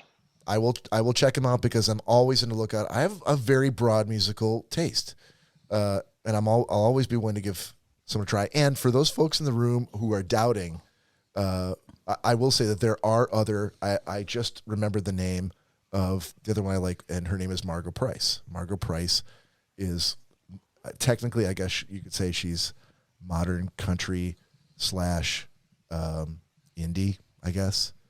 But I really like her a lot. She's fantastic. I actually own a live album that she did in DC. If that helps anyone, so I'm not completely like, oh, fuck country. I do actually own a Margot Price. That's all I heard. Where's that album at? How often does it get played, Bob? I think I've played it 2 or 3 times. It's in my living room. Ever since you bought it in 1977 or 1977? Bought it probably in the last 12 months. Twice. Okay. Yeah. Well, it's gotten more plays than my 2 album I got you for Christmas. So You don't know the answer to that. I do, because you post every vinyl that you play every fucking Saturday and Sunday. Just because I haven't gotten around to yours. So it looks like you need to post something about that album whilst wearing your I'm 50 shirt, because you've upset some of your friends with their gifts that they've given you. Oh, I'm over that one. That does not scare me at this point. I've explained to them, and I'm not giving that. No. Not giving you any ammunition. Anyway, all right. Guys, we're about to hour 40 in, so Jason and Todd, if you don't mind, we're going to take a short break, about 15 minutes, and then come back. Will you stick around, or you got other things in the works? Mr. Cline. I'll be here. Was that a question? Yes, sir. Are you able to stick around, or do you have other commitments? I'm happy to come back. Okay. We're going to leave the room open. Yeah, you guys don't have to close anything out. Just leave everything open, and we'll contact you right before we go back on. Yep, but it should be 15 minutes from right about now. About 10 minutes after 11 Eastern. Perfect. So, alrighty. See everyone in a few. See you in a few.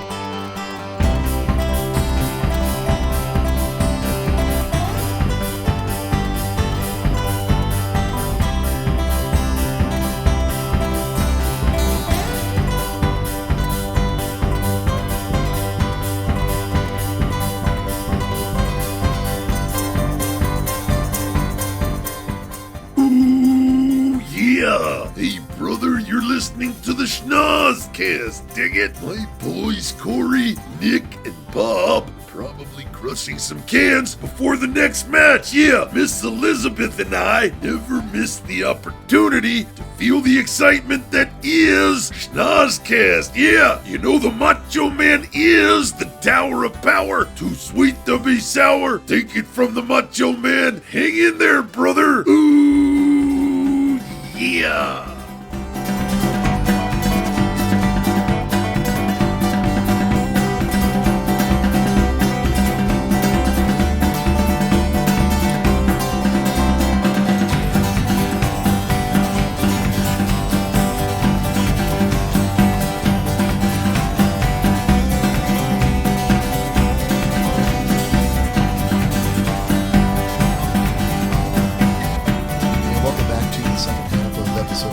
Schnozzcast. Thanks for hanging in or rejoining or joining for the first time. Doesn't matter.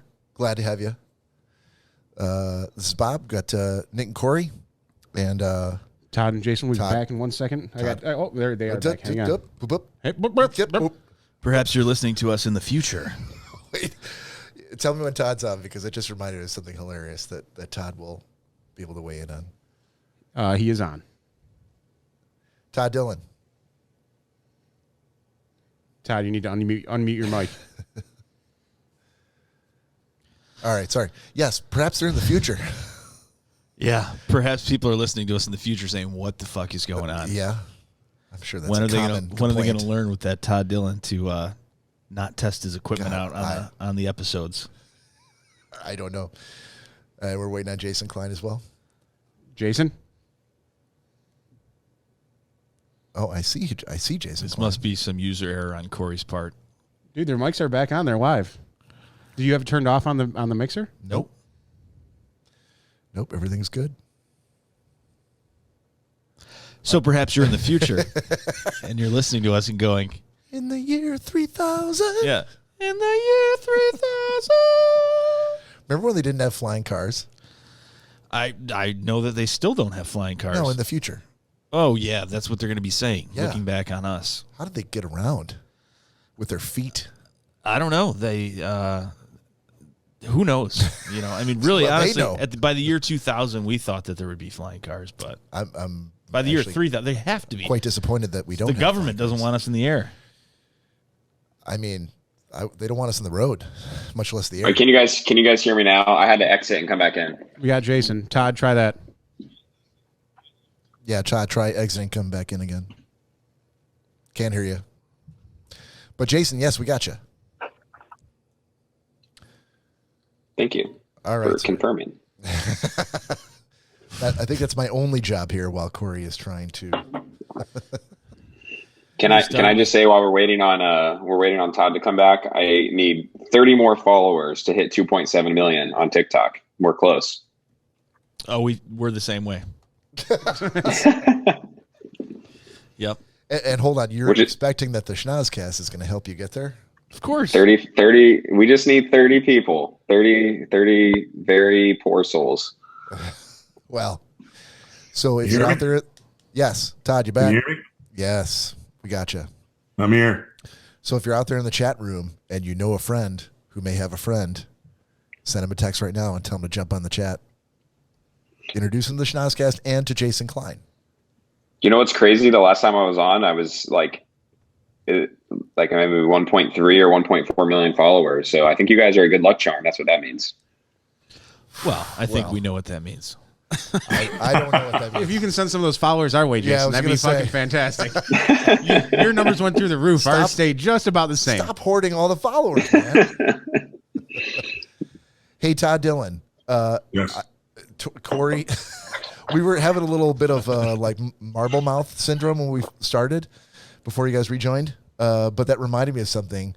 Do you recall the guy that we used to work with? I think he used to work for you at some point. I will not say a name, probably because I wouldn't be able to remember unless you told me. But every time he started talking, he would always start out by saying, "Ba-da-da-ba-ba." Do you know what I'm talking about? I do not. Oh, fuck. I was going to say, please say no. Please, please say no. Okay. All right. I'm going to stop right now because if you don't remember, then no one else is going to care. Do the what I'm noise talking again. About. Okay. Yeah. Todd? Okay. That's it. Ringing No. the bells? No. Not ringing any bells. I'm Ringing sorry. bells? No, that's not. That's clearly maybe a dream you had. No, I swear to God. Oh, okay. Or I might be insane. Todd Moving Dillon. slowly along. Todd Dillon, we have a segment on the show called 90 Second Sports. And why is it called 90 Second Sports, Cory? 90 Second Sports? Because we get 180 seconds to talk about 90 seconds worth of sports. Was that right?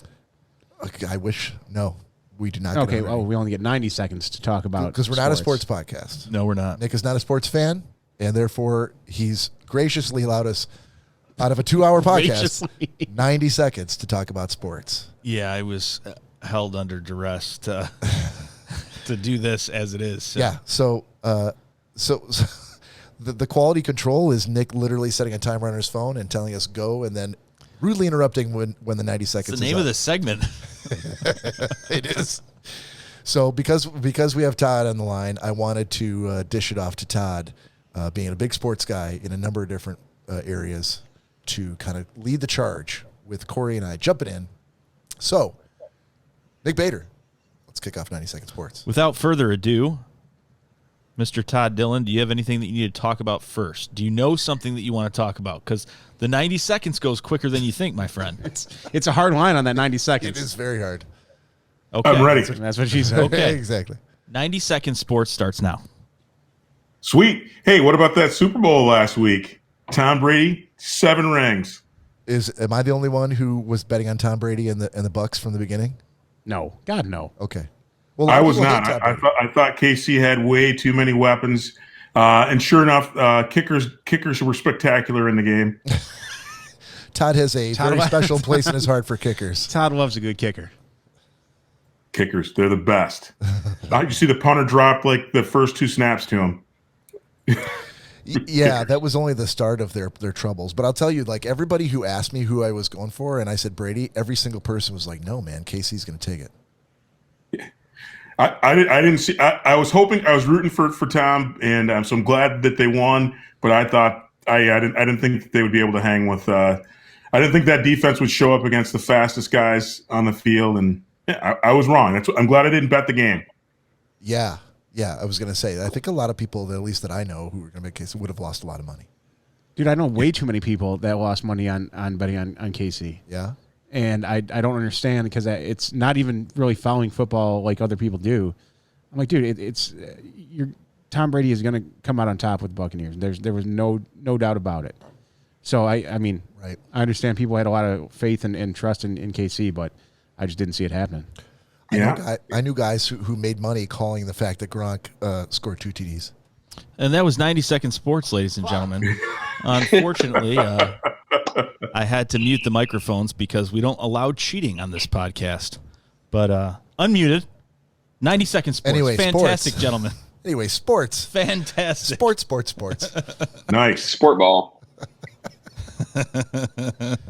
Todd, thanks for drawing us through that. I told you 90 seconds is not very much. Not that long. But for next time, you will be prepared to come with a very like a rapid fire dialogue for that section. Very I succinct. will. You guys gotta practice. That's perfect. Like you gotta practice your TikTok skills anyways. 30-second sports. There you go. Exactly. Todd, that's your idea right there. 30-second sports with Todd. Boom. Holy shit. Every single day. 30-second sports with Todd right there. Write that down. I'm writing it down. Wow. Todd, your TikTok following is about to go through the fucking roof, buddy. You're going to get to 10. No problem. Get to 10 for sure. I don't even really like care for sports too much, and I would watch that 30-second sports with Todd because it's only 30 seconds, you know? Exactly. I can do that. Well, I'm hold in. on. Here's the real litmus test. Nick Bader, Yeah. would you watch Todd Dillon's 30-second sports? Oh, I love Todd Dillon. I would watch it, of course. Okay. There you go. Sweet. I mean, it would be like Done if and I done. had a Chinese friend that I didn't understand. Wait, what? If I had like a Chinese friend that I only think spoke Asian in American is the... No, this is Well, someone he that's can be from Chinese, China. but I don't know why he presumes he wouldn't understand him. This is someone from China. This is someone from China that is speaking Okay. in Chinese. Okay. And Okay. I knew all about them because I've had a translator with me the whole time. And this translator was like, "Oh yeah, they're translating everything they say." And I'm like, "Wow, my Chinese friend, she's a really good person, or he's a really good person." Mm-hmm. And then all of a sudden they're like, "Oh, well, she has this Chinese podcast where she only speaks in Chinese. You're gonna go watch it." And I'm gonna be like, "I'm not gonna know what she's talking about, but I'm gonna go watch it for sure." Well, how long has she 100%. been your friend? I don't know. How long have we been friends, Todd? I love how Todd is just deconstructing this entire thing. Keep going, Todd. Keep going, Todd. I'm like, it seems like if you've been friends for a long time, you should kind of learn to speak her language. No. You should Perhaps- catch a couple things. Perhaps you should empathize with the person that doesn't like something, and maybe you should speak my language. Wow. Okay, this Wow. So, wait, is the translation Good there dark to change your, turn. Todd Dillon changed your entire new business plan donated to you for free by Jason Cline to one that conforms to Nick Bader's no sports No, policy? you shouldn't change anything based on my recommendation. Okay. All right. I just want to make Not sure. at all. Not at all. Because I feel like he was just given $1 million idea, and you're like, no, I think you should change that. No, No, sports. no, No sports at all. No. Continue. Hitch your horse to Jason's wagon for sure. I don't like that phrase. Can we come up with a different one? Okay, I didn't say mount your horse to Jason's horse.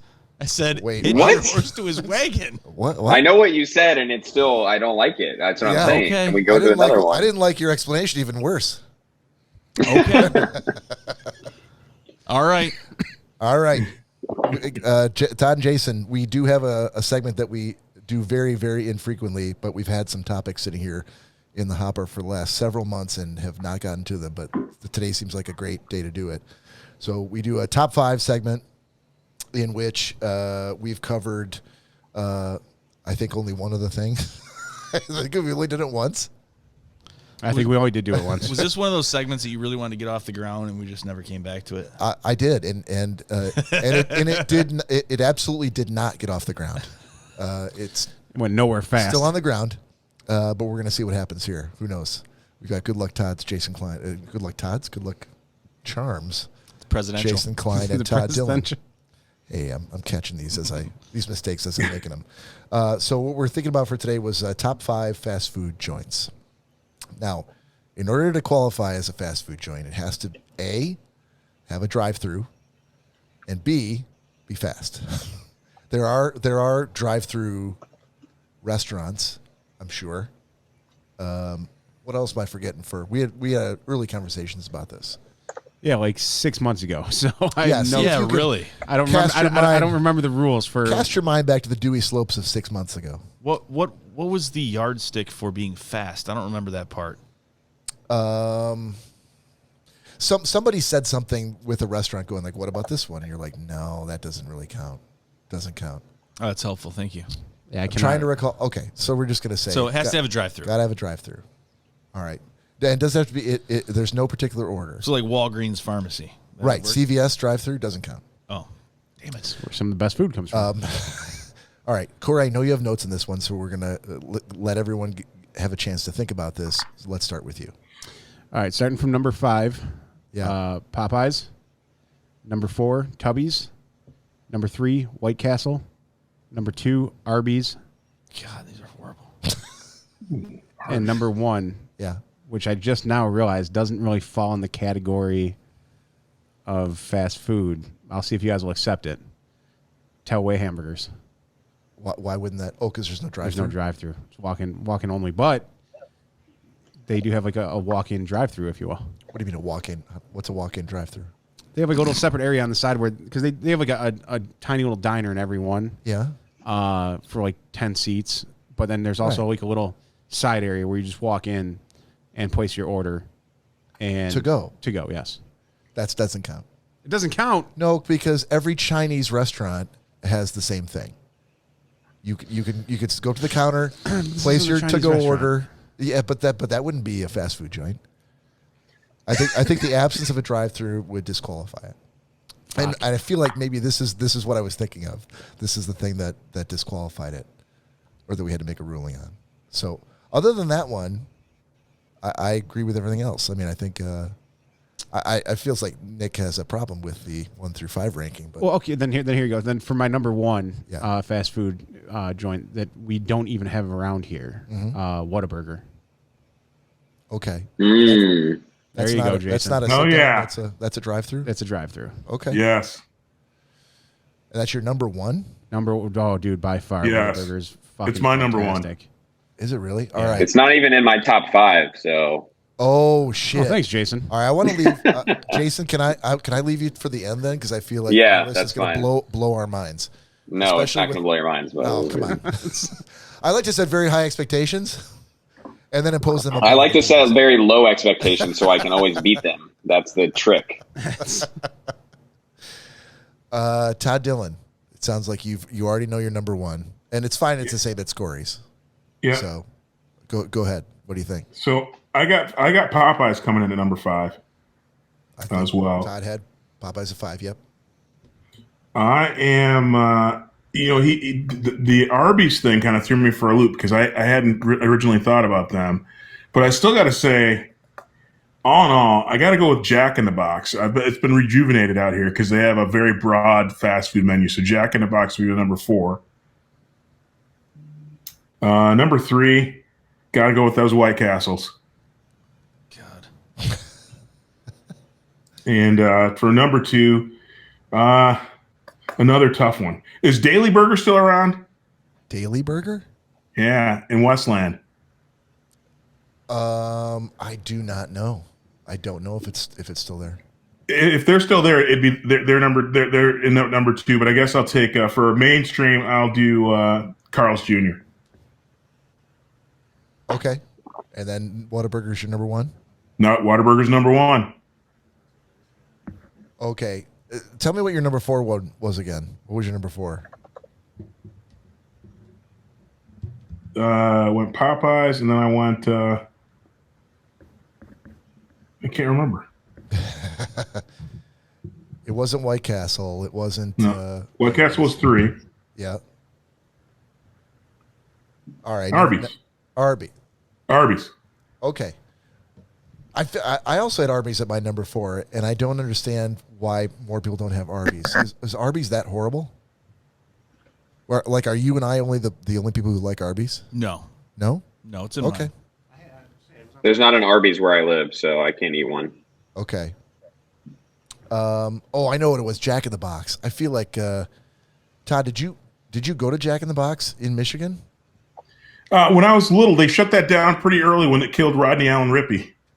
Yeah, that's the only thing I remember about it was don't eat at Jack in the Box because of the Salmonella. crazy amounts of food poisoning. Yeah. Yeah. But And so yeah, I hadn't had it until I moved out west. Jack in the Box is very popular out here in Washington State. Okay. And so they have taco. They switch up the menu all the time, and they got decadent burgers and good fries. So Wait a second, Todd. You're in Washington? I am. Wow, I thought you were in Michigan this whole time. Okay. Just outside of Seattle. Yeah, he's been Great. our man on the West Coast all this time. But hails from Michigan. Yes. How many years have you been out in Washington, Todd? Since 2012. It's been that long. Wow. Okay. And then I was in Boston before that for 4 years. Yep. Michigan to Mass for 4 years, and then right to Washington. He hails to the victor's valiant. He does. That's what I thought the 90-second sports was going to be about. Although I think I ruined it because as an example, I mentioned the Super Bowl. And that's what we want. Yes. And you spilled on me very, very close to the segment. Well, I totally sprung it on you. Yeah. Well, I see the Ohio hat. But that's yeah. But the relatives hail from there, correct? Okay. There it is. Oh, boy. You're next. There it is. Am I going next? All right. Yes. I would Bob, go. I would go Taco Bell number 5, and only because of the sheer amount of times I go there. What's your go-to? I want to know what your go-to order is. My go-to order: Gordita Supreme, soft taco Supremes, and I think a quesadilla. So fairly straightforward. Yeah. Yeah. Arby's number 4, number 3 Krispy Kreme. Number 2 is Five Guys, and number 1 was In-N-Out. Ugh. I don't get it. What don't you get? In-N-Out? Yeah, I've been there. And I know that the secret menu, right? You're supposed to order something that you like Animal style. You order it animal style. Got it. All right, Jason. Better than Whataburger. I'm starting a very big war right here. In-N-Out is better than Whataburger. No. For the uninitiated, Yes. what is animal style, Jason? Animal style is just basically everything they have in the kitchen on your burger. Fuck you, Jason. Well, that sounded Sorry. like that guy that used to work for you, Todd. That is disgusting. Everything they have in the kitchen on a burger? It's like when you go to Five Guys and they have that, giant list. Five Guys isn't a fast food restaurant, by the way, because technically it doesn't have a drive-through. But I would consider it fast food. I think there are Five Guys with drive-thrus. Negative. No, I want to because I don't think that's true. Oh man, Pick another one, Bob. Jason Cline. Anyways, that's beside the point. The point is, it's like going into Five Guys, looking at the board of 50 ingredients and saying, I want all of it. That's what I do when I go to Five Guys. That's the same as animal style. Okay. That sounds terrible. Absolutely terrible. Why? It's like when you get a suicide, you put all the different kinds of pop in one. Back to the suicide again. Yeah, we're a Suicide hotline. We're a suicide help hotline. Yeah. Shocker. Oh, sorry. Was I portraying it in the wrong light with suicide hotline? No, if you no. want to commit suicide, No, you were fine. Call this number. Cory initiated the conversation by saying that people should throw a toaster into a bathtub that they were in. So. No. I said they should have it by the bathtub. In case you want some toast. Yeah. Huh? You never know. Toast? You never know when you're going to want toast. What's the matter on your period, huh? To be fair, I also said To what? To be fair. To be fair. To be fair, I think I offered putting a koozie on that toaster to prevent electrocution. And that's why we're suicide hotline. Suicide help hotline. A koozie. Yeah. Okay. All right, I just want to say that Joey in the chat confirms my suspicion, which is Five Guys does not have a drive-through per personal experience of his father designing and building over 20 of them. What the fuck? Guido. Joe's sitting right here. That's fine. I prefer for him to comment via chat so that that's I fine. can ignore it. So I can ignore it. I've already been. He's only piling on because I've already been told that it doesn't count. So I've already erased it from my list. But now he's going to pile on top of that. Of course. All right, Who's next? Nick Bader. Yeah, so I'm not a big fast food guy, but if I had to put them in some sort of order, I would say it would probably be Wendy's, Taco Bell, Arby's, Boston Market, and Chipotle. Does Boston Market have a Boston Market. Oh, yeah. Okay. Mm-hmm. Chipotle's dead to me. But that's fine. Does Chipotle have drive-thru? Wait, why is have Chipotle drive-thru? dead to you? Exactly. Thank you, Todd. Chipotle does have Yes, drive-thru. yes, Chipotle there are- does have a drive-through 100%. In Ohio, there are at least 10 of them. Thank you, Jason. Oh. My So dad you drive to Ohio to get Chipotle? My dad actually designed the ones in Ohio, and There you go. our drive-thrus. By the look on Joe's face, he's either swallowed a bad clam or disagrees with what I just said. So. Jason is keeping us all honest, which I appreciate. Hey, Nick, have you been to Pancheros? Excuse me? Have you been to Pancheros? No, I don't know what that is. if Chipotle's at the top of your list, there's actually a bunch of those in Michigan. Pancheros. Better than Chipotle. Okay. And Qdoba.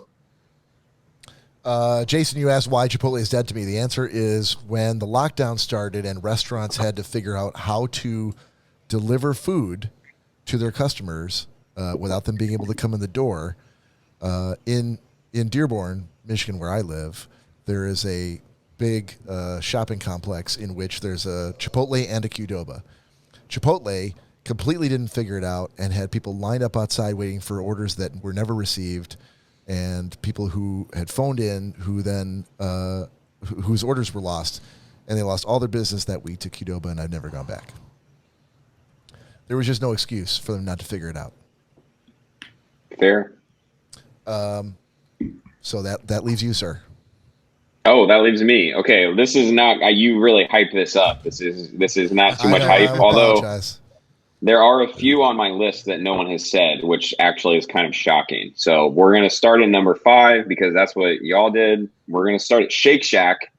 I know you guys don't have that in Michigan, but Shake Shack has incredible shakes, great burgers, and you can order beer to go in the drive-thru at Shake Shack. There you go. I like it. Welcome to California, where everything is legal and you're free to do what you want. Can I get weed at Shake Shack?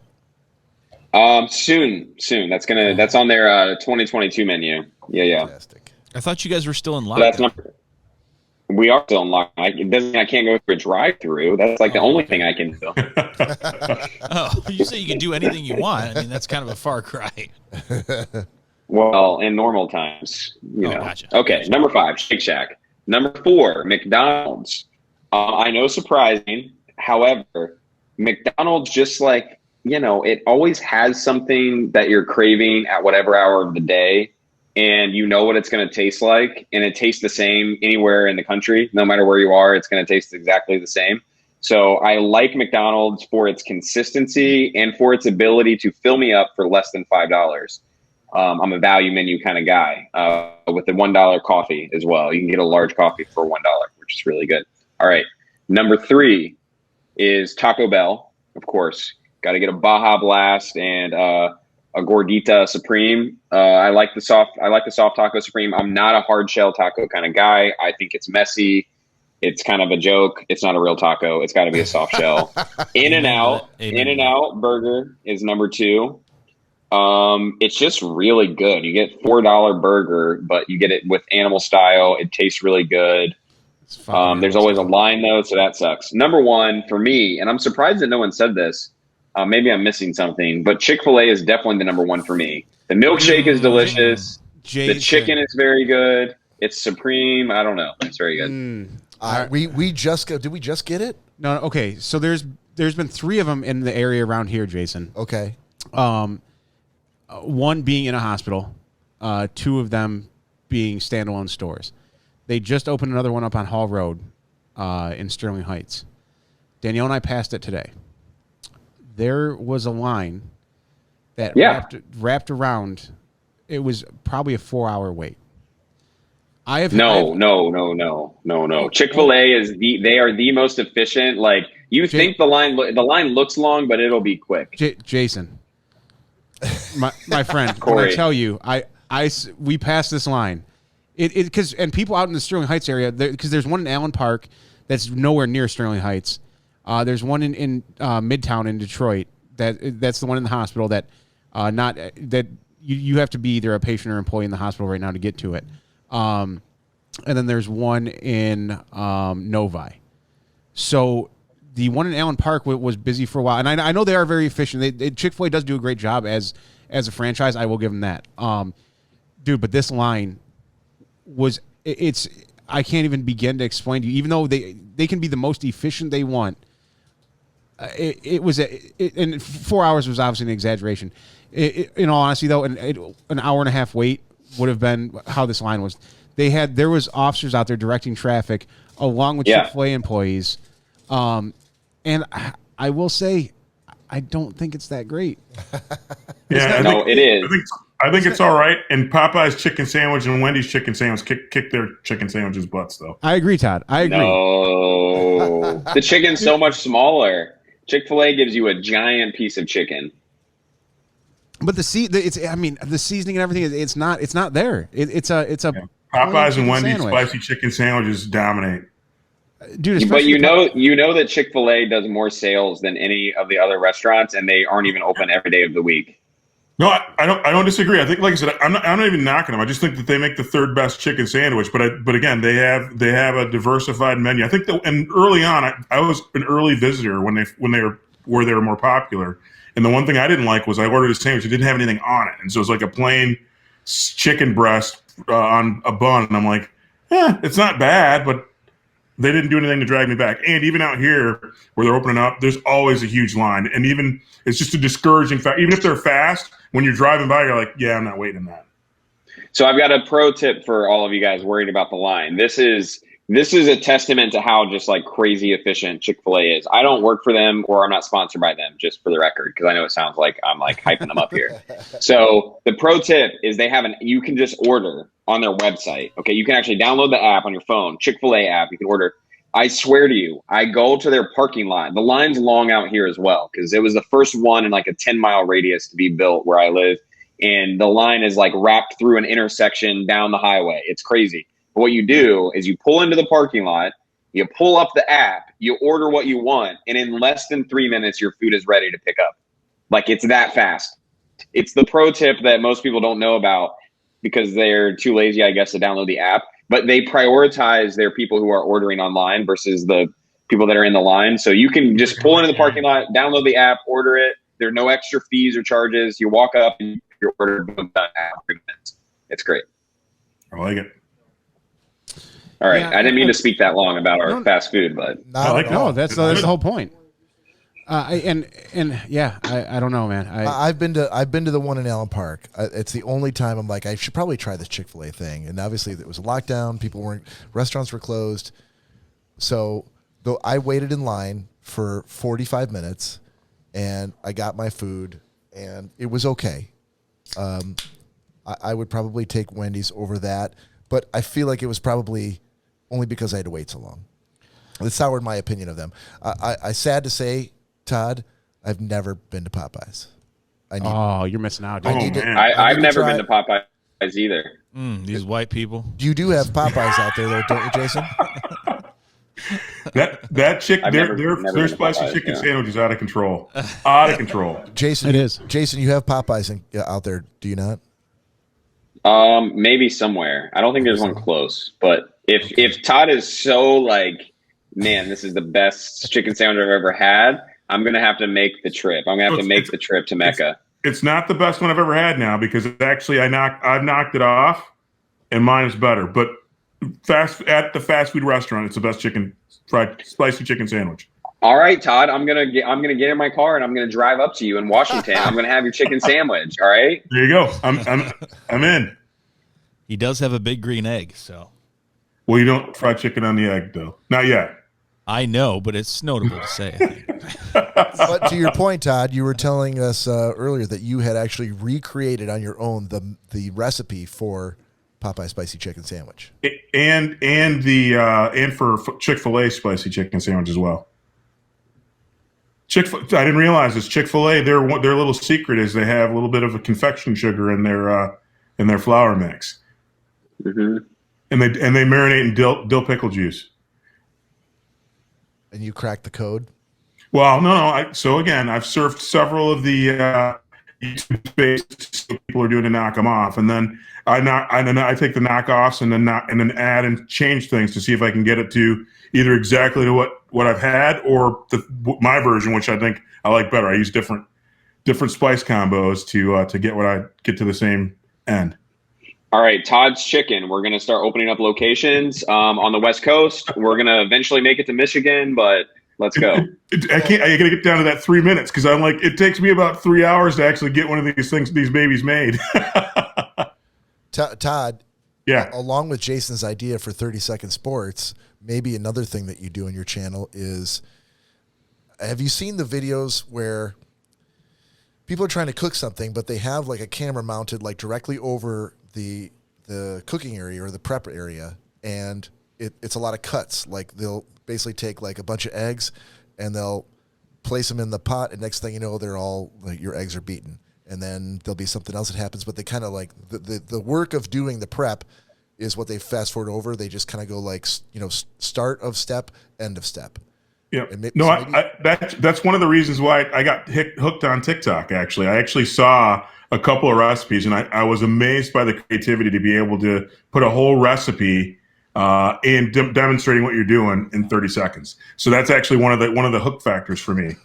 But I have not been clever enough to figure out how to do this in fast speed for me.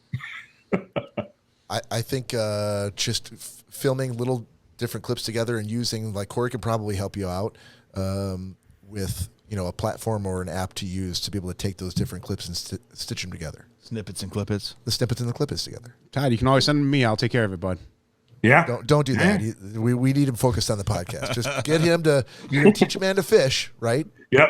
Teach me to fish. And he'll fish for a lifetime. And I'll fish for a lifetime. Or you can use my fishing boat. What? And then I'll ask Cory. I reap the benefits. Or metaphor. yeah, or you'll hate fishing and never fish again. Exactly.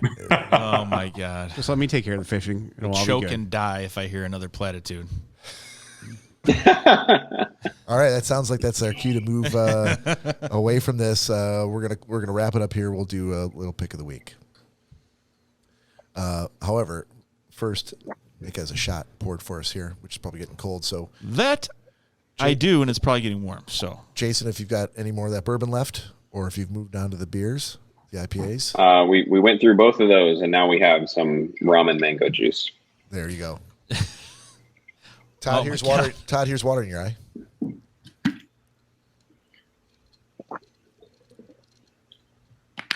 Those are smooth shots. those smooth water shots. Nick, I'm curious what you're drinking. I saw you got one. You got a fresh one, but it looks like the same can. It is the same can. So my go-to draft beer is just Miller Lite. Miller Lite Draft is awesome. Go-to can recently, just for bullshit beer, is Blue Light, but I'm a big IPA guy. So the fridge has a bunch of different IPAs in it and things like that. I'll usually have a couple. I just, if I have more than like two or three, it's just too much. For the long game, it's got to be, something light. So. But what is that one you have currently? Oh, this is Blue Light. Blue Light. Okay, I haven't heard of that one. Yeah, Labatt Blue. Oh, yeah. Okay. It's from Canada. You were a lot closer when you lived in Ohio. Wow. Well, he still might be close. I don't know where in California it is, but There's a couple states. Wait a minute. Did Nick just say he didn't know where California was and how close it was to Canada? I didn't know where he was in California. Which is still 2 states away from Canada. As far as I Well, remember. but it still might be closer than driving to Copper Harbor in Michigan. But you don't have to drive there to get to Canada. Yeah, it's It's true. Detroit, really. It's very true, Todd. Thank you. Sorry. All right. But yeah, usually like Jason, you ever heard of M43? Mm-hmm. You like it? Yeah, it's pretty good. Yeah, I'm a big like hazy IPA kind of guy. So Yeah, me too. yeah, it's awesome. Have you ever had Burial beer that's produced in Asheville, North Carolina? No, I don't. Have you ever been to Asheville, North Carolina? Nope. All right, you got to go. That's an amazing place. A ton of really good craft beer, great food, great, like the Blue Ridge Mountains are right there. You got to go. It's great. John Denver. What about that Denver's full of Fresh shit. Haze by Deschutes? Oh. But John Denver sang about West Virginia. Thought the Rockies would be a little rockier than this. Oh, John Denver was full of shit. No, but it sounds awesome. I'll take it under advisement. But Burial beer, if you look it up, they're delivering right now because crazy COVID. They started shipping beer out. Just look up Burial, spelled just like you're burying a body or something, right? Burial beer. They have the best stouts and best like hazy IPAs I've ever had, and I've drank a lot of beer from all over the country. It's literally the best that I've ever found, and they're really amazing people. You should check it out. You should order a case. Okay, I'm doing that right now. I'm gonna put a reminder in my phone. All right, let's I'm gonna pick on Cory Slesky here. We're doing pick of the week? Yeah, we're gonna go pick of the week. I can't save mine till last. No, I obviously I have a pick. Showmanship. He wants to go out on a high note. Sure. Nick, you got one? Pick of the week? I'm sure I do. Let me look here. I can just keep talking while you're doing that. No, I have one. So They're gone. Just knock all that over. That's fine. It's my house. So 2 books. I actually picked these up at the pharmacy, which is crazy. I went in to pick up some like beer and like just some staples like on the way home, some contact solution stuff like that. And they had these like paperback books. One is Michigan Haunts, Public Places and Eerie Spaces, and the next is Images of America, Dearborn, Michigan. And I was just kind of blown away because I'm like, what? This doesn't make any sense. It wasn't like some children's book or something like that. I mean, like these are like decently nice bound books. So I took a look at them and I'm like, oh, they're like $25 a piece, but some of the photos inside are really, really cool. They went through like the Dearborn Historical Society and just a lot of stuff that I had no idea of. I mean, some of the photos are literally so old that they're drawings that were made like from the first settlers like in the 1700s, like in Dearborn, which I had no idea was that old.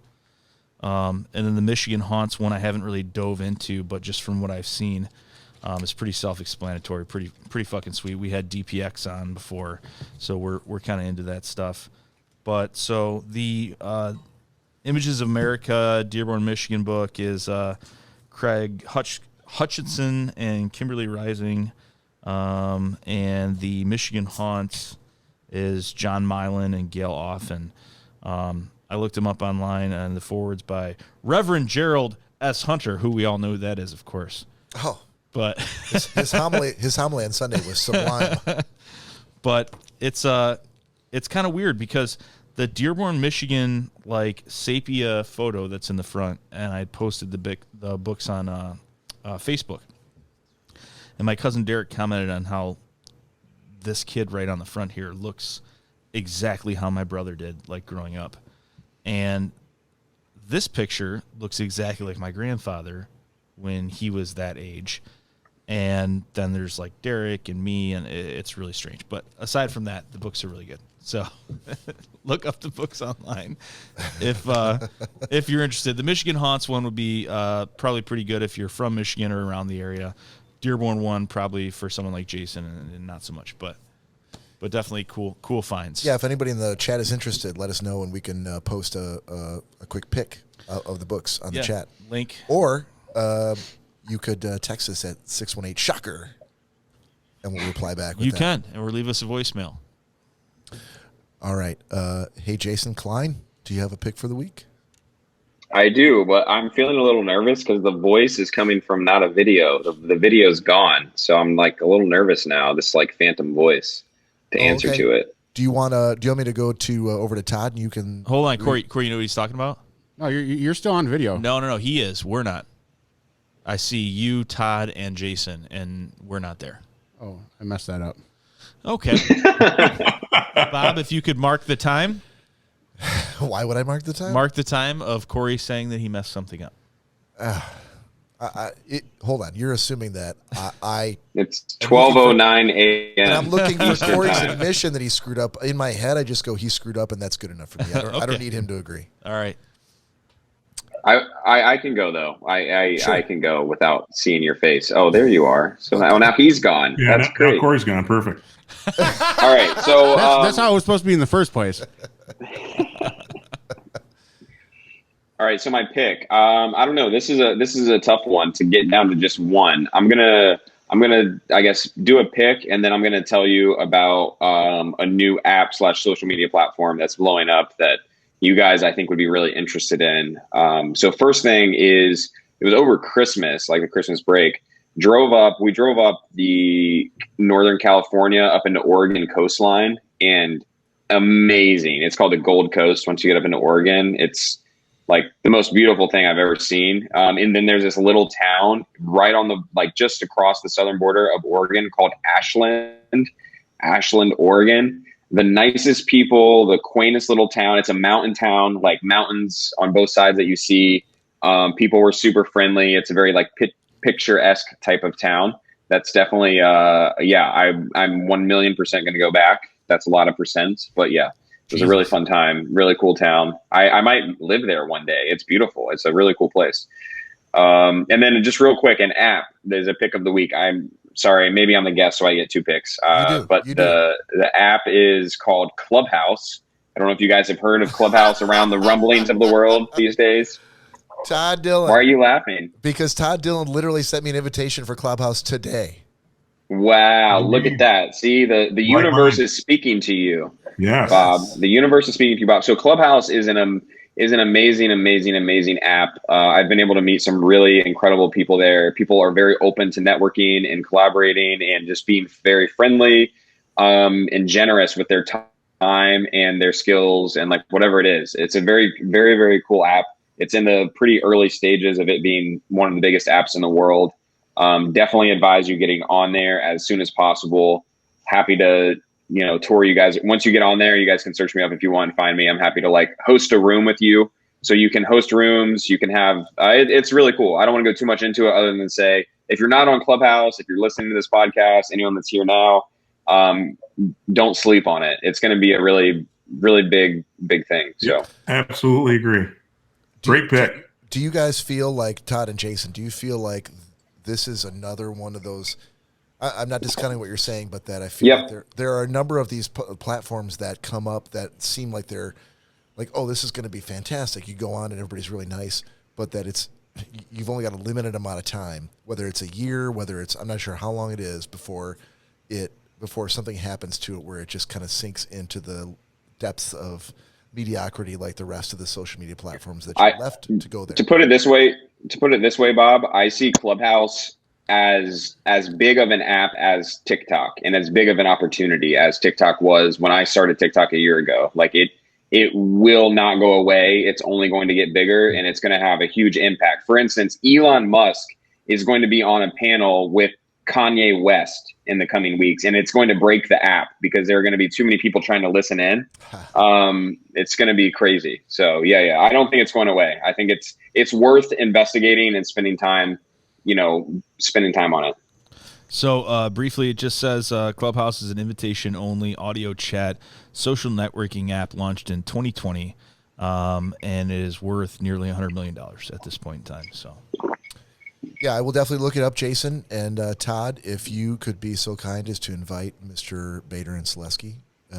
Well, actually, I partly invited you. When you start, you get 2 invites. Oh, okay. And so I invited you so you could split it out, and then I was gonna you create a little tree there. Yep, I can definitely. I'll pay it forward and invite these 2 a-holes. Yep, because I'm new to the platform, but I'd heard, like Jason was saying, about what Elon Musk's last talk on there was attended by like 80,000 people or some crazy number. Yeah. And so, yeah, I'm new to the platform, but I am on board. Awesome. That's great. A great 2 picks. I mean, and given your guys' backgrounds too, and Jason, we don't fully know what you do in Silicon Valley, but I clearly you know enough to have that as a pick and have some insight on it. So I definitely trust your judgment there. And now kind of putting the pieces of the puzzle together, the TikTok thing kind of makes sense too. So. All right. Todd, you got a pick? I do. All right, let's hear it. Eddie Bauer Pro Guide line pants. Didn't you already pick the jacket, Todd? No, that was Columbia.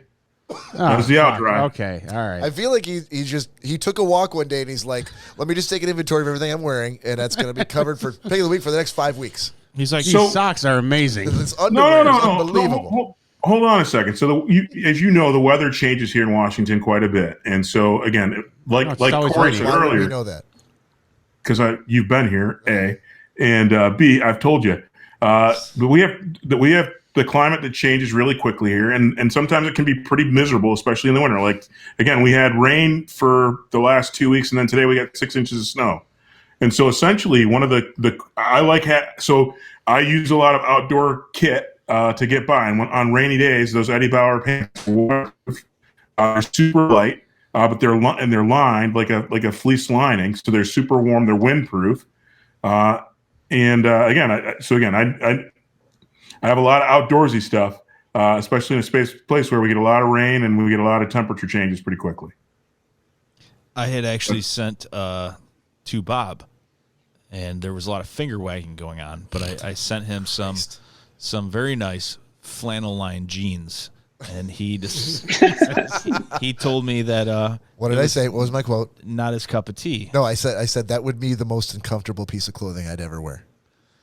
He said something like that. I think that's exactly what I said. Said I might as well just wear I might as well just light my legs on fire. Asbestos pants or something like that. Right. Why would you want I mean, if you were outside and it was like -40, yeah, I could see how that would come in handy.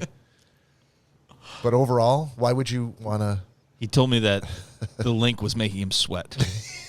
I did. That's a direct quote. Is it down to me? Mm-hmm. Okay, my pick is I ordered about a week and a half ago. I ordered. Cory didn't go, did he? Not yet. He said he wanted to wait till last. Yeah. Neil Gaiman is an author who's written a number of different things. It's more of the sci-fi fantasy genre, but he wrote a book or a series of like graphic novels called The Sandman, which is really big once upon a time, but they have Amazon sells it's called The Absolute Sandman, volumes 1 through 4. I picked up volume 1. It just came in. It's a really nice, it's literally £8 for volume 1. And it comes in a nice slipcase, hardcover, fucking gorgeous graphics in it. If you're into that kind of thing, if you've read Neil Gaiman but haven't read The Sandman, you definitely need to check it out. If you're into sci-fi fantasy, it's definitely one to look at. So I think they just greenlit the live action version of it on, I think it's either going to be on Apple TV or HBO, and cast a bunch of big names to play the characters. So Neil Gaiman's Absolute Sandman Volume 1 is my pick. That's awesome, dude. And now, because we don't do a lot of books for Pick of the Week, your books, and I think I did one a couple weeks ago. Try to start things out with a book, but you did. Two books, actually. That's what made, and I changed my pick to a book because of you. You're welcome. Just did that. You're welcome, you fuckface. Cory, you're up. Well, had quite an experience yesterday. As I told you guys, I'm going on the journey to try and quit chewing, and I was told that by my dentist that he would prefer if I vaped to get my nicotine fix. So after looking up several different vapes, well, he didn't recommend just not doing anything. He's like, you should. he verbatim. You can ask Callie. Yeah. She was right there in the room.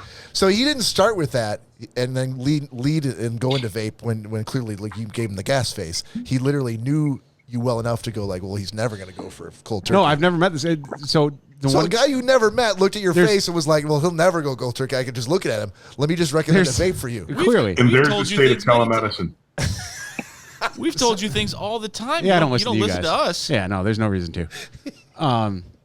So that being said, I was like, okay, well, if that's the case, Well, the strange dentist I've never met. It sounds legit. I think that's what. No, there's 3 different dentists in the office. There's one guy that I know very well. But this guy you never met.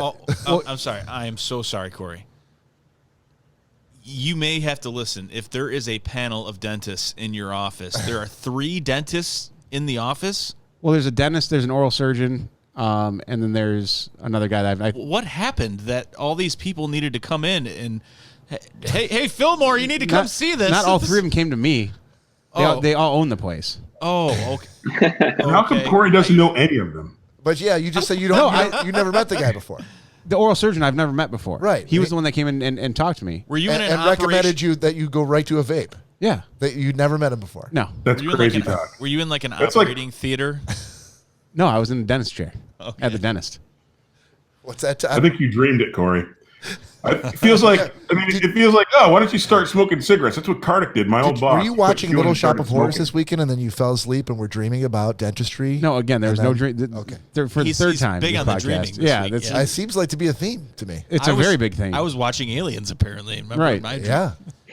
So, anyways, he said, "Well, I'd rather you vape to get your nicotine fix." I said, "Oh, okay." So I started looking at different vapes.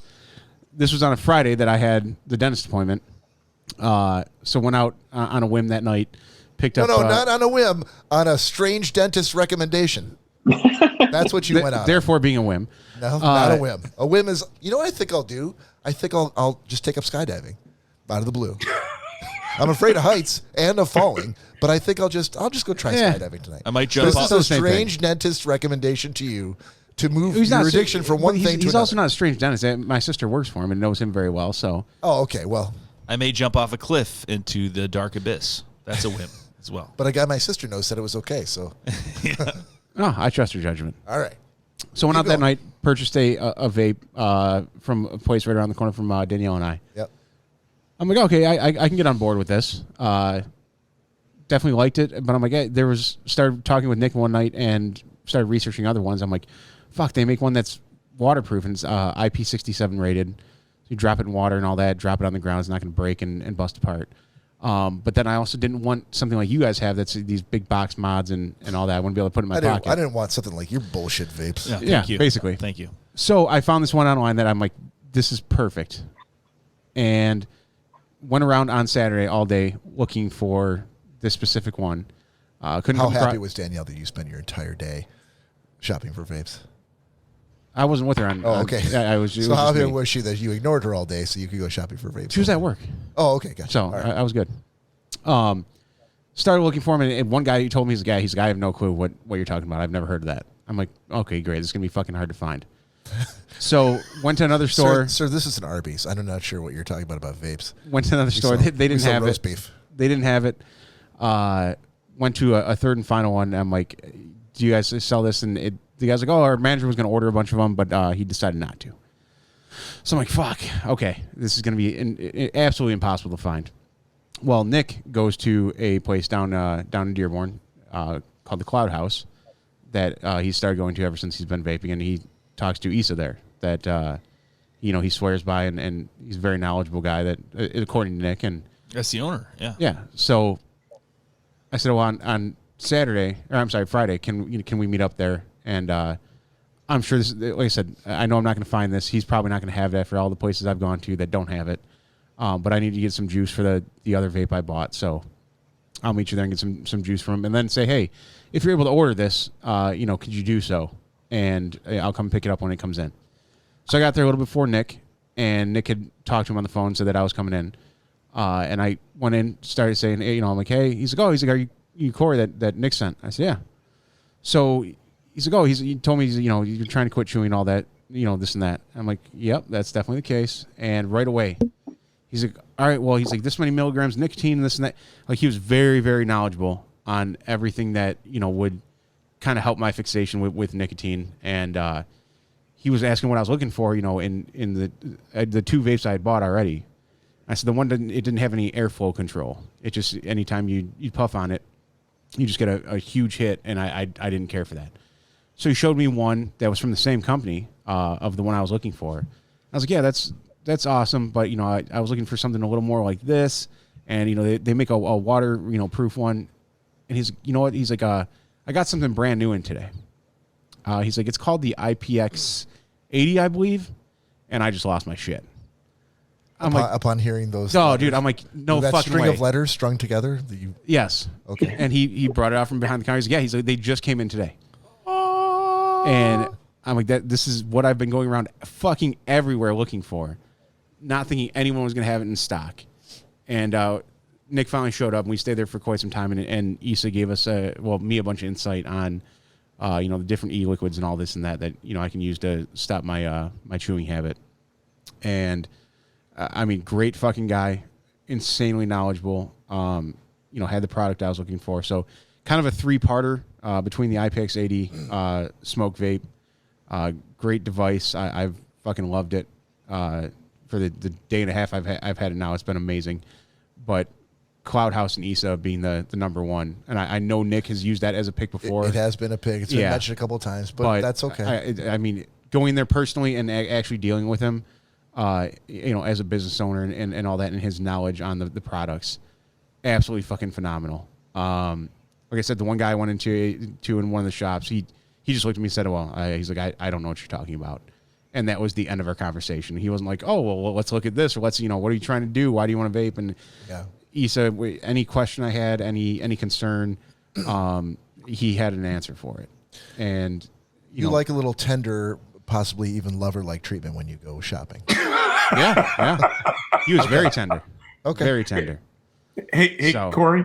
Yes, Todd. Cory, I think I would like a crack at getting you to quit chewing without vaping first. So why don't we hook up offline, and I'm going to give you a tip where you buy one more tin of your favorite chew, and you'll never chew another chaw again. Well, we'll talk about it after the cast. So that's Cloud House, Isa, and the Smoke IPX80 vape. So what? Can you say IPX80 one more time? Yeah. Yes, Jason. It's bewitching. The IPX80 vape. So okay. the Thank question you. I like that. The question I have, so I will re-bring it up. Why do they call it IPX80 if it's a 67 certified, IPX 67? I don't think the name of it has anything to do with the waterproofing and resistance on it. So, but IPX is directly related to... IP is. IP67, not IPX. Oh, okay. So IP67 is the waterproof rating that you can submerge in water for, 30 minutes, something like that? Yeah, three up to 3 feet for 30 minutes. Okay. Who's smoking underwater? Well, Todd, it's the latest thing. Have you West Coasters not figured this out yet? Being the worldly kayakers that we are. and underwater as much as we have been. And as much as Bob has dropped stuff into water? Jobs is Bob's. Yeah. What? As much as Bob has dropped stuff into the water while we've been kayaking. Yeah. I just kind of thought, I'm like, well, yeah, it would be great to have it that if something like that does happen. What is the highest IP rating? Is it 67? 68. 68. Okay. Yeah. What else does that give you? 68 over 67. Indefinite submersion. Yeah, Okay. I'm not indefinite. A little more time. Or water pressure. Yeah, I think it's 2-3 hours or something like that. Yeah, no, Okay. I mean it's The not. IPX 90, right? Yes. Well, that's what I was thinking. I'm like, what is the highest number? IP68 is the highest number. Okay. And that's something that's can be completely sealed off, that you don't need like any ports or anything like that on. Like a Pelican case that you can seal. Yeah. That would be an IP68 because the chances of water getting in there are slim to none. Right. But there's it's a box. There's no ports or anything you need to have open or potentially need open. Yeah. And it's also not an electronic. So any electronics, usually IP67 is the highest you'll get on an electronic device. Okay. So there you go. Fantastic. And that brings us to the end of episode 112. Ladies and gentlemen, I want to thank our special guest, Jason Cline, for joining. Thank you, Jason. Of course. My pleasure being here. Thanks for having me back. It's been too long. Yep. Let's do it again real soon. Todd Dillon, as always, our ace in the hole. Thank you. Thank you for having me. And for Schnozzcast, this is Bob saying have a good night. Nick? Oh, good night, everybody. Thanks again, Jason. Thanks, Todd. Cory. Good night, Jason, Todd. Thank you again. See you guys on the next one. Everybody have a good night. Good night. Good night. Take care, Jason.